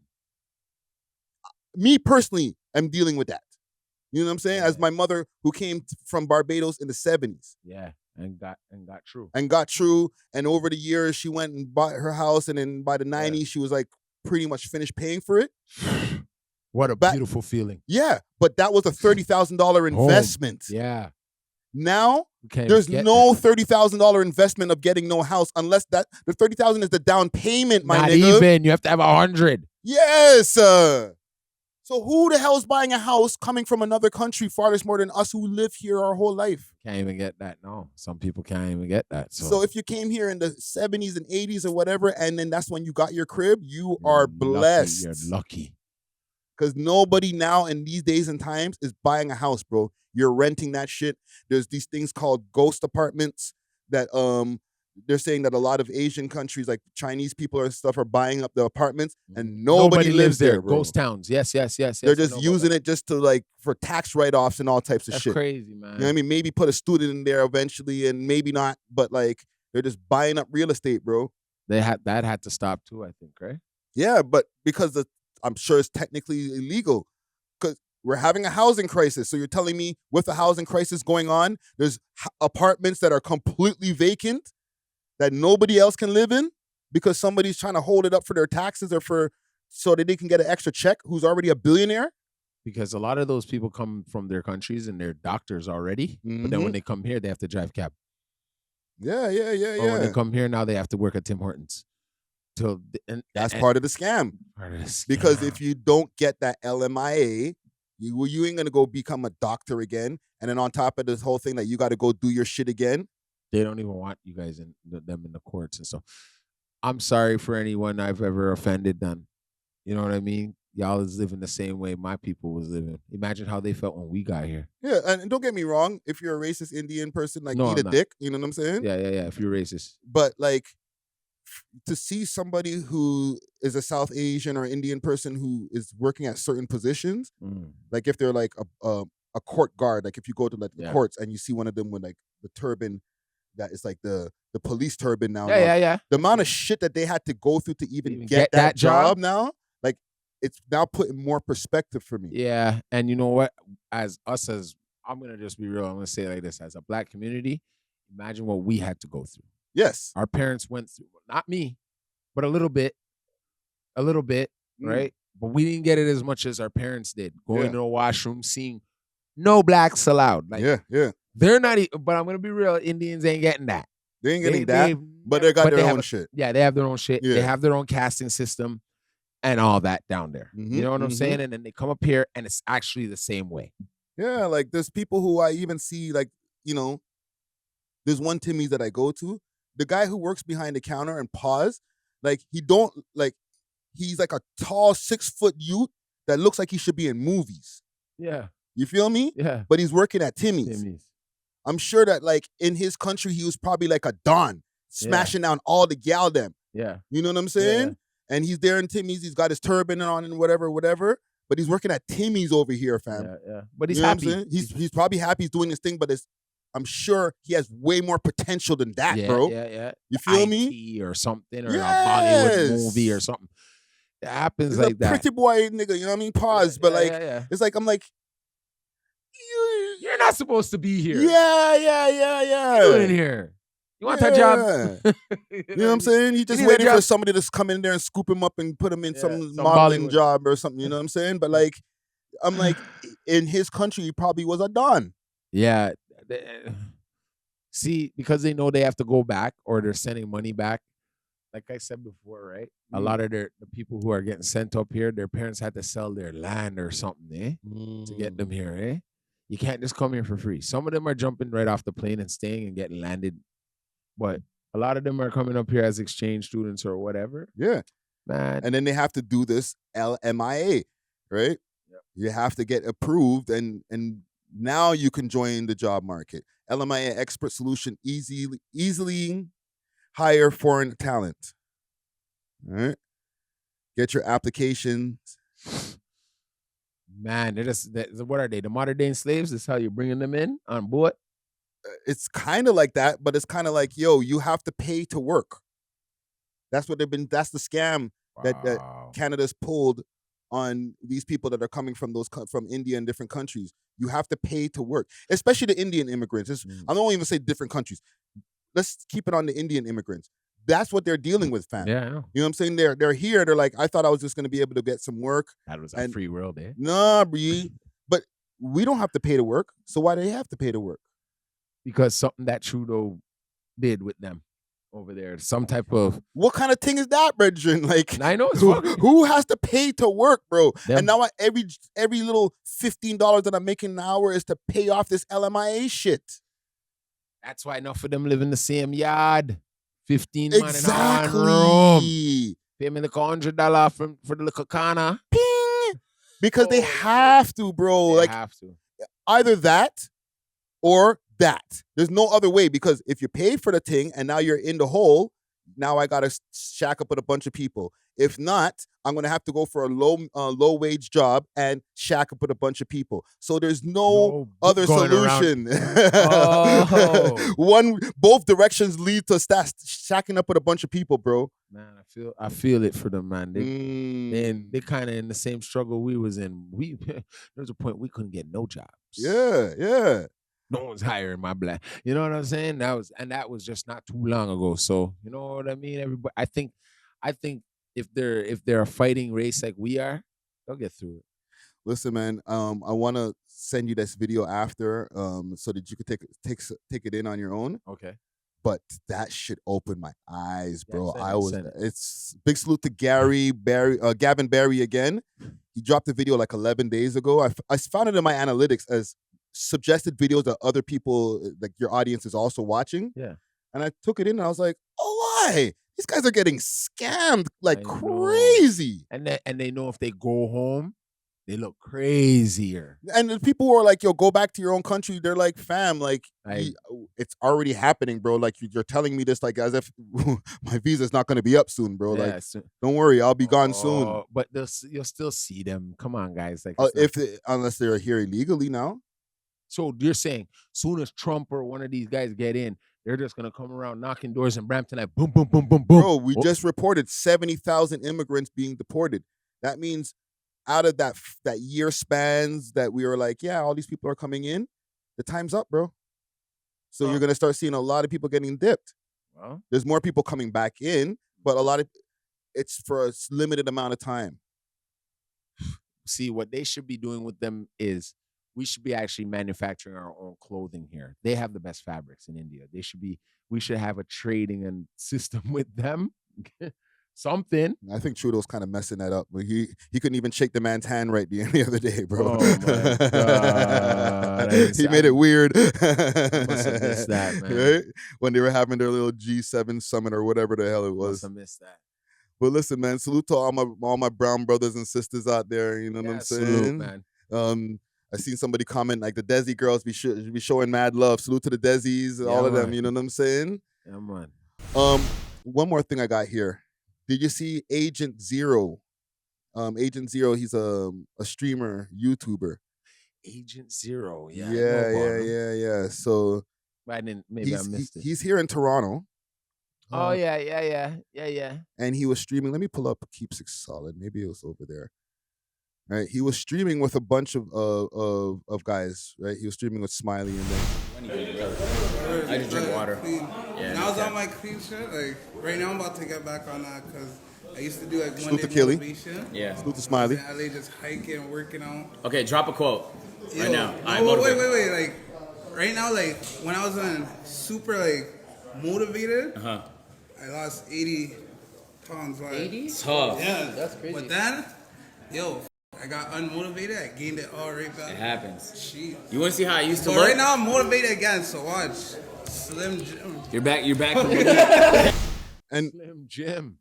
There's like Smigs. multiple posts of him here. Like there's other guys that were here. For example, in this pic here, this is all of like Quasi's party. But a bunch of them. Who else was there? Snow Day was in the background at that same stream, right? That's a tattoo shop. Is that where they were streaming from? No, well, I think so, but that's where Quasi he did his album release party His there. album release party right there on Queen, right? Yeah, and Quasi interview on the way. We're in that Dark Squad. But this whole thing with the streamers coming down here, what do you think is up with that, bro? Because Aiden's here now. He's going to be here for I don't know how much time. Agent Zero, who's like part of that big squad of streamers that link up all the time. Like they all have a house over there in New York with Kai Cenat and all them. He's here. I bet you Kai Cenat will be popping up here just now. Yo, you know what I want to know? Come they haven't linked the Mandem yet. Oh, good question. So who's there? Who's over there telling you guys not to link us though? That's what I want to know. When you guys there, tell me who it is. Halal meat. Halal meat. You know what time it is? It's Friday. Nobody's saying, hey, you know what? Like, let's bring over Friday and Dusty to do a little stream match. Yeah, your thing's going up, B. No, none of these guys are in the building saying. I didn't know about this. You see, I'm gonna be real about it, guys. I didn't know you guys had my youths on there. I didn't know about that yet. Minute you have the Mandem over there, your thing's gone up, and you guys know that. Holler at the Mandem. I don't even want to. That's all I want to know. How come you're not linking the Mandem? I know my youth doesn't want to see me there. Who, Aiden Ross? Aiden, but he could have still at least called you up by now. Let's go. So, let's go. That's the conspiracy. You think that the people who are linking up with them are not putting them on to We Love Hip Hop? Of course they're not. Of course they're not. Even though all of them are on We Love Hip Hop? Not all of them. Those two, the one has come here. The other one hasn't. Right. Okay. Other one fronted the other day too. When he was supposed to come here the other day. I'm not gonna say names, but he fronted. You know that you fronted too. Don't worry. Okay, I'm not mad. I'm not mad. It's gonna happen. I'm not mad. I'm not mad. Don't mention no names. I'm not mentioning names, dog. I don't say names, dog. You should just know what it is. You know what it is. You'll feel it in your heart on your top left. You'll feel it. You'll be like, oh shoot. Dusty didn't say my name, but I know it's me. He's kind of right still. He's right still. You guys know you're not saying the right things. That's like me being on that, and them asking me about who should we talk to as the rappers, and me not saying y'all names. That's heinous, bro. Stop the hating, dog. That looks crazy. You're supposed to be telling them, yo, you guys haven't linked up with Friday and Dusty yet? You guys are crazy. You guys are come on. Let me give Agent a follow. I didn't even notice. So give him a follow. But at the end of the day, you guys are supposed to put on. You're supposed to tell them what's up. Like, what it feels personal, dog. Man's out here with the hockey. Yeah, go on, true. Go do your ice skating. Go do all that. But we could forward to one of these two. What's the problem? Or pull up on and do an interview. You know what I'm saying? Like, I would love to interview do a co-host for a day. You know what I'm saying? But it's just like, how come you're not calling the Mandem? So we gotta call you? All right, listen. Should we call? I'll DM him right now. Reach out then. But it doesn't seem right. It doesn't seem right.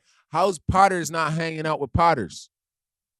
Yeah, streamers. You know streamers. What I'm saying? We're streamers. Yeah. Right? Yeah. So how you guys ain't calling us? Who's telling you guys not to deal with us? You know, if Big Act came in town, there's no way he's not linking up with the man. Then the way it's moving though, you never know. There's like someone whispering in the background. Because I actually speak to Act. Right? I don't know these guys, so True. it's a different story, right? True. They might try to get up in Act's ears, but he'd be like, "Nah, fam, I talk to this nigga all the time." All the time, right? But these guys, they might be like, "Yeah, oh yeah, that's what's up. Okay, all right. Well, we won't link with them." Well, you know maybe what? You got something. Maybe you're onto something, bro. I am onto something, and I know it, bro.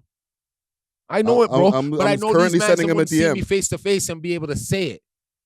Because when everything is impersonal, face to face, man start acting like little chicken heads. See what I'm saying? Oh, yo, I love what you guys are doing. But you know what? I know what you said about me last week. I know.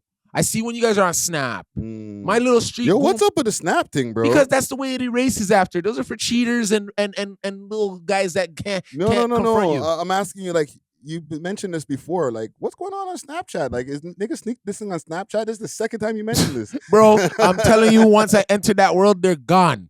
They're gone. But I'm just saying, it doesn't faze me. You could be on Snap all you want because that's how the young boys do it, right? With the Snap. But see, me, I ain't into all that internet hoofing and hollering. I ain't into all that. So I'm just like, I do my 1-2s on the Insta, and that's about it. I don't even play with Facebook as much. You know what I'm saying? Yeah. But I see the Snap thing is what's popping, and niggas want to sneak this on Snap and shit. And like, to me, it causes no harm for me because I don't see it. Yeah, I just sent him a DM right now. Salute, brother. Let's get an interview popping while you're here. All right, I'm letting people know live on air or whatever, not live, but on air. This is what's happening. So you know, we can check back later and see if we can get an Agent Zero interview here. Get over it, bro. Just call the man. Let's hook up. Let's have a stream. Yeah, fam. A 24-hour stream fest. Let's go. I could really show you what Toronto's about. Some of these guys you're probably linked can't really go outside like that. So I'm wondering where the math ain't math. Really put out everything. The math ain't mathing. Niggas is really outside. People might be hating, bro. Hating? That's not their hate. I don't like to run to they're hating because I know. But like, you just never know, bro. I'm never gonna just take it out of the picture. Right? I don't know how streamers not linking the streamers that are in the city. First thing I would want to know is who's the streamers in your city? Is there crickets for real? Is there really crickets for real? You're not gonna say it's Friday and Dusty and certain other mandem? Like, I know Cribba's, he does live streams from Twitch. I do a live stream on YouTube. Like, last stream I did was like 3 hours long. Exactly. You know what I'm saying? Exactly. He was supposed to link. I remember City Boy JJ was saying that that those guys are supposed to link up with them. Yeah, so I don't know. I didn't see any content from it yet. But I don't watch all of Aiden's content. I don't watch the kick streams and shit like that. You know what I'm saying? So I don't know. I don't know how long he's gonna be out here for as far as Aiden Ross. They bought a condo or something? I think that's what it is, or rent it out somewhere where it's like, okay, we're gonna have this place for the next 6 months, and we'll just do our content from here. Hopefully, we don't get kicked out, and you know, when we're done with it, we'll move on and go back home, or maybe rent the next place. You know what I'm saying? It depends on how it works out. You might want to live in Toronto for a little longer. Next thing you know, they're here for like 2-3 years. Yeah, and that can't go on. Why not? Then you don't link the mandem? Well, without linking the mandem, then it's like, fam, you're like literally. It's not like you missed us. You're just ignoring us. You don't. Then that's our problem, because I'll buck into one of them sooner or later, and that's our problem. Then that would be a problem. You know how me and my man get down. Like, that's a problem. Come on, bro. Anyways, bro, link the mandem when you guys are ready, and there won't be no animosity. Just link the mandem. It's not even like I'm begging to get on y'all stream, eh? It's just that I want you guys to know the city for real. Come really know who the mandem are. You know what I mean? Reach. Then you'll really know. You'll be like, holy smokes, these guys are cooler than an AC. Yeah. Also, and you know, not to take anything away from us, we're older heads too. So keep in mind that all of these guys that they're linking with are in their 20s and stuff like that. They might want to link cooler than these little youngins, dog. Don't make me throw this at this camera, bro. I'm just trying to give, you know. We're cooler than these. We're cool, dog. You cannot tell me that. I'm cooler than all these kids. Like we their uncles I taught and them shit, cool. you know what I I'm taught their parents how to be cool. I'm the reason why they cool. Get the hell out of here, man. Call up the man and I'll show you guys some smooth shit. Some real swag. Show you places you haven't been in the city before. You'd be like, this existed? Like, yeah. Oh, G card pass. Like, you have the real G card pass. Yeah, bring you to places that, other people wouldn't get the pass to go to. Good, get the pass to go to. Yeah. I don't have to go where these youngins Maybe they don't want to go to those places. I don't want to go where you youngins going. They ain't cool enough. Y'all ain't cooler than me. Anybody would testify to that. Dusty a cool nigga. You wouldn't even know how old I am unless I really tell you. Shut up. Hold on, I got you. Bang, bang, bang, bang, bang, bang. That sound y'all make? Yeah, I did it too. Yo, bro, I'm cooler than all you niggas, dog. Yo, my kids will tell you I'm cooler than y'all niggas. I'm dead. Kids tell me all the time I'm cooler than the rappers, dog. Rappers tell me I'm cooler than the rappers, bro. I'm your rapper's favorite rapper, and I'm not even a rapper no more. Talk to them. Get out of here with that. Go suck your fingers. Call up the man them, bro. And you'll see how cool the place really is. That's nerdy.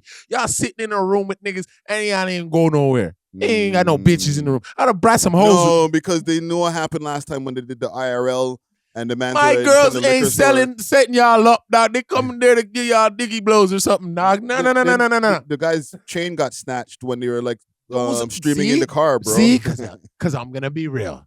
You're hooked up with the real Toronto, right? So obviously that may happen to you. Yeah. But when you hook up with the man them that know the real Toronto, that's not happening, bro. One of the men would come to the door with the poon, and I'd be like, "Yo, bro, not today." Yeah, not one nigga ever. Not today, dog. Chain You're here, crazy bro. cool. What do you want? Here, take that tango on. Yeah. Come on, here. Yeah. My goombas will step all over that before they even get to that. Get out of here. Love you guys. Link up. Link up. Salute to all those guys. Salute to the streamers. You know I'm gonna go off though. Hey, gotta do it sometimes, man. Yeah. Let's get out of here though, man. Yeah. I think we got a nice. We did. Oh shit! Almost a 2.5+ podcast. That's how we do though. It just flies like that, eh? We love hip hop.